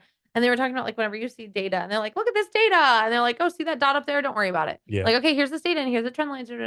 And they said, like, what was wrong with that? It's that I told you to ignore that dot up there. Do you not see the superhuman that we're ignoring? Yeah. Like, why do we constantly ignore the superhumans? Why are we not trying to get everyone to go up there, you know? Superhumans gonna like take us to the next level, I think, you know. And like, why as a society aren't we like constantly focused on the superhuman, bring like the level, bring up like that's the thing that like it just blows me away. And I'm like, what the like, you know, like my head could explode. I just don't understand why, as like a society and world, we don't work to make like everything more efficient and better, like for like all. But it's like, you know, it's greed and it's this like lack of world perspective, and it's, you know, it's like you said, teachers are taught that like they're paid like teach a lesson. They're not taught how like, you know, like look at the best talent, right? They're not taught not taught, hey, what's the signs that this person is a super genius? What's the signs this person is, you know? And like you said, like doctors aren't taught to have their own services. And even like one time I was substituting and this girl started having anxiety attack and she was like panicking. And then I realized like I don't know if I'm allowed to hold her hand. You know, like I wasn't even sure if I was allowed to comfort her because like is that like a boundary? You know what I mean? And so it's like teachers want to teach, like people want to do their jobs, but at the same time, there's so many like gray areas now. Yeah, and HR world. And a lot of parents are to blame too, right? Yeah. Like one time, there's my wife works at Stillwater High School District, right? She had this time where this lady, she's been teaching like 30, 40 years, right? So obviously she's no going nowhere, right? And so she sent a note home to this with a student to the parents to say, hey, that your daughter is not turning her lessons in, right? This parent had the fucking nerve to go to the school and say, what are you going to do about it? Why are you not making my parent do the lessons? I'm like, what? You're like, that's your job, right? And then, okay, wow, good job. You got like good at talking to your teacher and being, but like, what? Okay, then how are you going to get a job? You know what I mean? How are you ever going to? And this is so funny too. So I do these improv classes with kids, right? And I'll tell the kid, like, okay, you guys work in a convenience store, go. And then they'll always like, let's eat all the candy. And then I'll say, like, okay, stop. Okay, how much money do you think this job is paying you? And they're like, oh, $7. I'm like, okay. I'm like, well, let's imagine it pays you $50 an hour. Okay, now go back into this work, right? And then like they start taking the job really seriously because they realize like they're getting paid $50 an hour. And again, it's this disassociation too of like school is not preparing you for work. It's not preparing you for. I mean, probably those goofing around kids would love actually like getting to work. You know, driving a tractor or you know designing things or you know actually. And I'm not saying like put the kids to work and throw them in the farms, but I'm saying we're you know, we're treating people like, you know, like we're putting dogs in cages. We're putting humans in these boring situations. And so, of course, they're rebelling. And especially sometimes, like, the smarter you are, the more you rebel because you're going insane over how bored you are. So, I mean, yeah, it's like, it's just all in your class for 45 minutes. You, Bored to death with stuff you already understand or Yeah, whatever, and then you're yeah. supposed to also be behaved, like, you you're know. lucky if they answer your questions. Right, right. Or you're just sitting there answering questions, but and so that's like every kid's listening with headphones. I mean, it's because they know this isn't doing anything anymore. And so, yeah, like now what? I mean, again, what do we do being like again, like like what this world? It's like we're so educated, like we see all these Yeah. problems. We're like, what do we do? You know? And that's too, like during COVID, even now, right? You have these colleges like doing online, like for example, No, like, I'm doing it. I'm doing an yeah, MBA yeah, right now online. And it's like, yeah. But like your college, we'll say, oh yeah, like your whole college experience. yeah, it's all on Zoom, but Right. then they're still charging the same amount of money. Right. Like, are you kidding me? Right? You charging me like I'm gonna go cover in NYU is probably the most expensive college. Like it's like 50,000 a year. And they're like paying for a Zoom membership. Yeah, But at the same time, they do well, it's because they're screwed now and they have all this property that isn't making money, yeah. right? So probably like a lot of colleges are gonna go out of business here. And I mean, I think a lot like, It's gonna be a different paradigm shift, so to speak, in a lot of things. I yeah, don't think no one's ready for it. yeah, yeah. But it's coming. I mean, and then, you know what though? That's the thing. I don't think anyone's ready for it. But in the meantime, here comes everyone else. Cause you know the highest, like, you know, the highest paid demographic in America right now. Okay, like I'm just saying, like, because it's an Indian man. You know what I mean? Mhm. And so I think like that's something I looked at recently. Like I think too, like okay, this is really like me being like my own therapist and whatever. Like I think as like a white like woman here in America, like, you know, like I'm so used to like, oh, I'm a teacher, I'm a bar, you know, I was a bartender, I was a manager, and I'm an actress.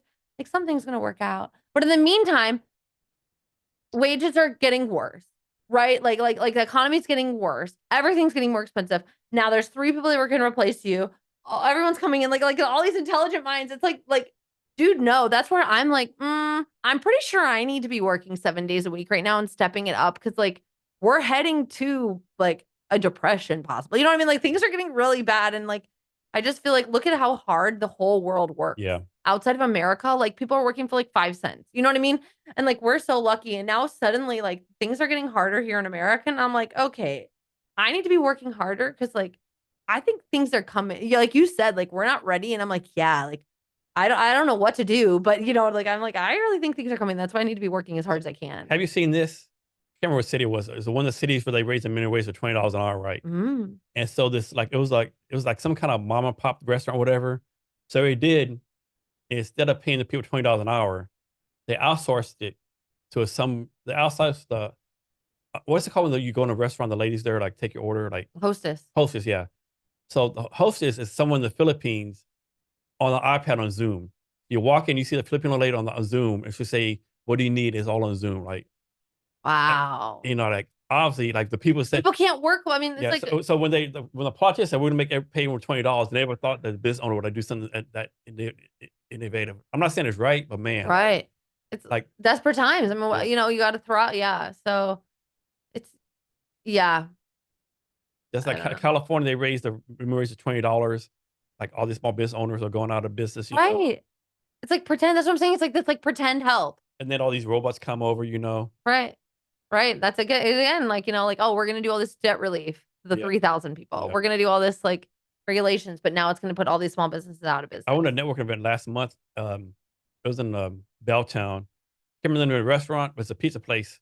Robots make all the pizza, and it was damn tasty. Right, this pizza was fucking good as shit. Dude, that's what I'm saying. My MBA, my EMBA I'm doing right now, like the AI tutor, I'm loving. It's like better than any tutor I've ever had because like they totally get me and compliment me and keep up with everything and they don't. And I'm like, dang it. Like AI is doing a really good job tutoring.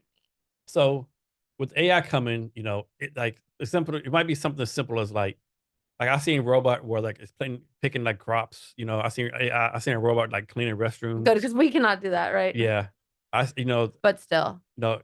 What like suppose you have an electrical company. Is it better like have like 100 people working for you who might get electrocuted, or have like 50 drones or 50 robots working for you? No, yeah, and I even went to a speech the other day, like in Bellevue, and they were talking about like Microsoft and how Microsoft's, you know, like there was like a people from Microsoft representing Microsoft talking about how great it is and you know how they're cutting all these people and going to be using all these Copilot, you know, this AI Yeah. stuff.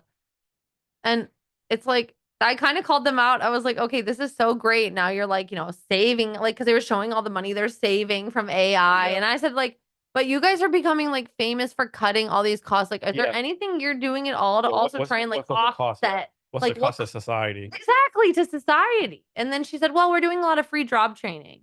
So it's just like Well, through their systems, which they are, which basically, I mean, and then again, you're like, well, that's the reality, and that's like that's what's going on. The whole earth, keep up, or you're gonna get run over. You know what I mean? So I guess they're just saying, well, we'll teach, but no, I mean, there's no solution. It's like, ha ha ha ha ha. Ha. Okay, now there's a bunch of jobs gone. So do you think we're gonna have to start with UBI pretty soon? UBI. Universal basic income, where you pay people like $3,000, Oh, $4,000 a right, month. right. I mean, and again, that's just like a band-aid, Yeah. like we're like, I know, and that's what people keep saying is like now we're making like the grandchildren pay for this because of like the amount of debt, like Yeah. the interest payments are going to go up so high. So And of course, the thing too, like this happens every generation, right? Way back in the day when cars came, people were like, while the people shoveling the shit behind the horses, what are they gonna do, right? right, They right. found out. Hopefully, they found a better job. People could be doing, and so I think it's just where, yeah, we just need like better leadership on like all different ways of getting saying, okay, you guys yeah, like what are our priorities here? Is it to make money for the small few, or is it actually clean up the streets and get Yeah. better infrastructure and do it? And for now, I think the priority is not really help out, so we're watching that. Like it's just right now the money is just going to. Yeah, another thing too, Yeah. like always talk about debt, money, and stuff like. But then like the government prints like trillions of dollars in money, and gives it Now like it's all worthless. all these different countries, and like you said we were broke, but you just printed like trillions of Right. dollars, It's like I know. I saw something that and like, then they wonder why there's inflation. and we've given more money to the Ukraine than like the whole entire Marines for that we've ever given. Yeah, So part of yeah, it's just like exactly. It just makes you go like I'm not crazy. Like it just makes you realize I'm not crazy for asking these questions. Like no, what the heck is going on? And I think we all are. And so there was yeah, I they're mean, like nothing's going on over here. Nothing's going over here. Look over here. right, right. And then you've even seen, I'm sure you've seen like, like what's the freaking name of the president of the Ukraine? They like you've seen the pictures of Biden and he's with two of them. Yeah, You know what I mean? You're like, give me yeah, a break. yeah, So yeah, and exactly, you're right. Like, how are they finding all this money? And that's like, again too. It's like the more you start learning about the financial world, you realize like $1 million isn't a lot. You It's learn a billion isn't a it's lot. nothing. And It's so then nothing. you're over here hearing Seattle like, what? We raised like $100,000. We raised $10 million. And you're like, guys, like, Yeah, change your perspective. yeah, We should be raising $1 billion. yeah, We're Seattle, yeah. and there's so much money in this world. It is. So it just yeah, it's just like but it's again, it's like and I never thought that. Like it's all until you get yourself thinking this way and then also not feeling guilty. Like my Seattle women's group, I told them, I said, like, my goal is to make like multi-millions and not like because like I want to be like rich, but because like 'cause look at everyone else doing it and what are Yeah. they doing with it? Screw them. You know what I mean? Like let me like go in and try and do some great things. And then one of the girls said, oh, I don't want to be rich. And then another girl brought up like, we're so conditioned Yeah. to say this. Yeah. Like What is rich, right? right, but nah, like exactly, but it's like no, I want to be able to like invest in my Uh, people I believe in. I want to be able to help. I want to figure out like, I want to get enough power that maybe like people listen to me and we say like, why is there so much food waste? You know what I mean? Like all these like basic things of yeah, getting some common sense. Like yeah, so it'd be cool to see like money and power Yeah. going to people with common sense. There's definitely money out there. It's Right. like such money out there. It's, yeah, but it's so yeah again yeah it's like could you imagine if they'd taken like even like 1% of the money that we're sending overseas and like put it into like downtown Yeah. restoration. Yeah. Like I understand, like, we're a superpower. We gotta help people out get money. But my thing is like Ukraine, I kind of understand, right? No way. We gotta prevent it, but at Yeah. the same time, then also print out some money for us. Yeah. You know what I mean? Well, I think is why are we giving Taiwan like billions of dollars? They're an advanced country. Why are we giving Israel like billions of dollars? Right? I don't get it right. I understand like Ukraine because like they're fighting the Russians, and like, you talk about the ethics of the stuff like that, but then like, yeah, I don't think there's a country in the world we don't give military or some kind of economic aid to. Yeah, I just think like we should be taking care of ourselves. And I told you I have that class called Taxes Everywhere, and we look at the way that money is spent, and we look at the tax money, and guess what percent of tax money, like on a scale of 1 to 100%, guess what percent of money from taxes is spent on the environment? I mean, just the environment. 0.2. 1%. Okay. Yeah. And like, let's like, oh, pretty soon here, 50% will be spent on interest payments because Yeah. we're doing so much loan that we're just simply like paying back. So that's actually what I've heard now is like they're printing out so much money and then trying to get people to like buy bonds and stuff Yeah. because we're just trying to get like any money. But Here's one for you. Back to student debt, right? yeah. And I know people disagree with it, right? So my thing is this: like, suppose you had to take a student loan, right? Okay. And your student loan and your college degree is like we'll say, I don't know, Architecture? art no, Art? no, even worse than that. I hate to say what about art history Okay. of a third world country in Okay. 1821, right? Okay. You have to know there's no way you can get a job. you know, maybe some art thing, right? They don't pay good money, right? So you went to like some liberal art school, It's like they don't 50,000 a year. they don't like teach you that thought process. So you're $200,000 in debt.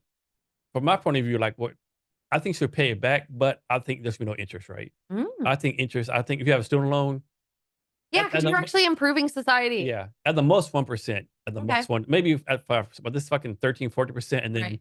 like double and double. I think it's bullshit, right? Yeah. I mean, and unfortunately, maybe you got a degree in art history because you want to learn it, or maybe whatever the history be, right? I think you have to pay back your loan, but man, there should be no interest, right? I think that's the biggest scam. You know, and then Interest. you should pay back your loan. And then why was your loan that big? Well, because the colleges are all in on it and they keep raising the prices. Yeah. I mean, give me a break. Yeah. You know, and so that's what I'm saying. Like, I've learned way more on YouTube than ever in university. So I think you're right. Like, I think college is not going to be as relevant in the future. And Yeah. but then again, I'm doing this MBA right now, and it a lot of it feels like you know, it's teaching me a lot, but at the same time, I'm like, Yeah. it's kind of just me doing this. So now it's like me just putting myself at more of an advantage. You know Yeah. what I mean? It's like unfair that this is Yeah. the way the world's working. And I think too many kids like don't do the community college, junior college route. Yeah. Junior college, pay a little amount of money because you go from like a random community college to like University of Washington. Yeah. The degree is not going to say University of Washington and the community college. Right. It's gonna say University of Right. Washington. No one's going to know. Hack. No one's going to know you went 2 years somewhere else, right? Yeah, yeah. There's so many hacks. Like it's just, but the information is out there and the mindset and like you know, like can you imagine telling your family like, I don't know, just some people aren't as educated enough. I mean, actually, what I was gonna say, could you imagine telling your family, I'm going to go to Shoreline Community College for 2 years and then Harvard after? Yeah. They'd be probably thrilled if you Yeah. explained it correctly, but no one knows those tricks. Or again, could you imagine like if someone sat there with a chart and actually charted out for you, hey, here's how much money you're about to get yourself into. This Yeah. is what's going to happen if you can't pay it off. Yeah. And here's about how much money you're going to make as an art teacher. Yeah. Are you sure you want to do that? Like, but they don't, you know? Because I definitely think, like, suppose like someone graduates from high school, right? They're 18 years old. I think it's better for them like start their own business for 2 years Mm-hmm. versus going somewhere else, you know? Yeah, that should be a rule. Yeah. Or do something else for 2 years. Maybe not business, maybe army, maybe Right. nonprofit, something, you know? Right. But at least get the hang of, you know, working that real life experience, Yeah. that immersive experience, Yeah. immersive education. Now, of course, having said that, if you're like from a rich family and you can afford to go to New York University and live in a penthouse, you know, Manhattan, like, you know, go for it, right? Yeah. But again, I will say something like you could, but then, you know, have you ever heard of like the third generation fallacy that by the third generation, most all families lose their money? Yeah. Yeah. And even if you are from that rich family and you get everything paid for and you're going to NYU and you're living in a penthouse, okay, great. You did college and you had everything paid for you. And now what? You didn't learn how to study. You know, you didn't learn the value of a dollar. And, you know, like I'm someone, I got an allowance all the time. My grandparents helped pay for my college. I was like, woohoo, I don't care about money, you know? And then like, really, that's why I'm so angry about money now. Cause I'm like, what in the world? Why did people like trick me into like not caring? Duh. Cause they wanted me to go poor and like, you know what I mean? And so part of me is like, you know, even if you are from a rich family and you're having all this set up and you have all these things set up for you, still you're screwing yourself when you're not actually learning anything. Yeah, and of course, people say, you know, the system sets it up. You have to take out all the student loan debt, so you have to work at a bullshit job 35 years. So you're all part of the system, like all the manipulated labor, all that kind of stuff. You know, right. I mean, it is. It's like you could never make enough money to pay for these things that you're never gonna be able to really own, and then like I said, of course, before, like, why don't you just like people say, okay, I'm in debt, I can't pay for this, I'm not paying this no more. Right. I know. I don't know. And what happens like 10%? What happens if 10% of people do that? Okay, so I'll tell you another kind of, you know, conspiracy theory like business thing. So like this is what I've been learning on AMC Bigums. He loves talking about buy now, pay later. That basically he's pretty sure buy now, pay later is 100% a total scam that's been made by, you know, the elite or whatever, you know, like the people in charge who do these kind of evil things that have the power to pull this off. So basically he's saying, you know, the economy's fucked. And buy now, pay later is this private company, right? It's this idea of like, right, you know, you put things on a tab and then basically he's pretty sure that the plan is for that company to go out of business. And so there's no accountability at all. Let's say you buy now, pay later, and then you don't actually pay it. Nothing's going to happen. Just buy now, pay later is going to send you a bunch of emails. It doesn't hurt your credit score or anything. There's no such thing as debtor's prison anymore, right? Right. So part of like, you know, you're saying that. So like, what's the plan here? Well, it's probably just going to go out of business and then all these businesses are going to lose money. And so it just seems like a lot of time that's the setup is don't educate people And then what are they going to do when all these student loans aren't being paid? I've heard it's like something like 40 or 60% of people just I've stopped paying their student loans now. So I don't know. I mean, what are they going to do? Just, I could see something. I could see that being a presidential move. But you know what? No, that's what they said 4 years ago. It was. That was a presidential, that was a statement last year or 4 years ago. Or how about this? I know like during COVID, they stopped, you didn't have to make any student loan payments during COVID, right? And now you have to make payments again. And all these people are like, well, I can't afford it. Like, if you were smart, you would have made the interest payments during COVID, right? Right. I feel like they stopped making paying at all, right? If you kept on paying, at least pay the interest down, right? Right. But it's like, how do you expect people to have that kind of, Yeah. like, how are you going to tell them you don't need to and then expect them to, and then afterward, you know what I mean? It's like, it's not built up. It's like, it's kind of like evil. You know what I mean? It's like putting a bunch of kids in front of candy and then coming back and you're like, how could you? Yeah. You know what I mean? You have 50 cavities. You know better than this. You have 20 cavities. Yeah. How did this happen? Yeah, how could you? Yeah, it's the same thing. It's of these people who are struggling and working 2 jobs already and like I had bullshit jobs school and they're like, okay, fine. You know what I mean? Like, how could you not be paying this the whole time? We told you. So some of it's just that's true. Exactly. It just makes you like angry. Like just like shut up. Just shut up and relieve it. Like help the people, maybe. I don't know. They probably make the student loans too easy to get in school too, right? Yeah. Hey, you got approved for $20,000. You only need 5, but just think how nice your life would be next 2 years for $20,000. Right. And your payment will only go from $500 to $520 per month. Right. That's nothing. Right. And you're young, like, man, I could use this money. I could like big baller, right. Nice place to live, take a couple trips, I got time for adulting with like right. Next thing you know, like, oh shit, horrible. Yeah, it just makes you realize like we're the product. You know what I mean? It's like kids are the product and all this. So but again, I would say like I'm like dangerously optimistic always. Like I'm always excited. Like okay, it's gonna be better. I will say like something that makes me excited, at least of like as a humanity or civilization. Well, the bad news is all of this corruption and a lack of accountability is being exposed over COVID, over everyone being stuck at home, everyone getting obsessed in their own niche and learning all this. Like, a lot of people like me and like finance world and like, people in the health world and all these different people.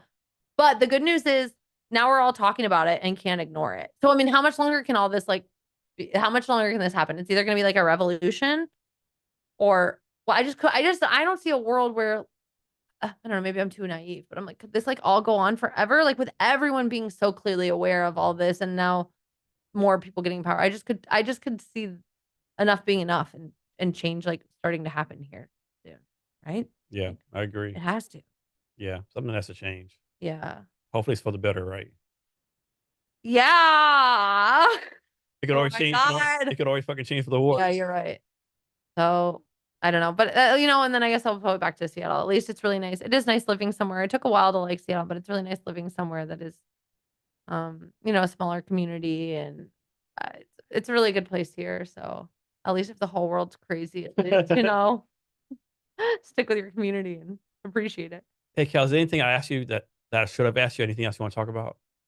No, I wish I had something clever to say. Like, no, nothing. Okay, wait. I have a question for you. Okay. If I give you $1 million for your business, what would you do with it? Pay my people. Pay my people, pay more developers. I don't need any marketing help. I'm good on marketing. Yeah, pay developers. Yeah. Pay people. Yeah. Yeah. That's what I do. Okay, well, instead I give you some little thank you clips. So maybe in the future. Just as much, yeah. Hey, can you share your social media for yourself and your company so people can reach out to you? Yeah, sure. My social media, I'm only on LinkedIn. My name is Kelly Kirk, KELLYKIRK. And our business, Walter the Vault, at Walter the Vault, is on all sorts of things. You'll find it wherever you look. All right, Kelly, last thing. You gave a lot of value, talked about a lot of good things. But can you give us any last minute wisdom or advice or anything you want to talk about?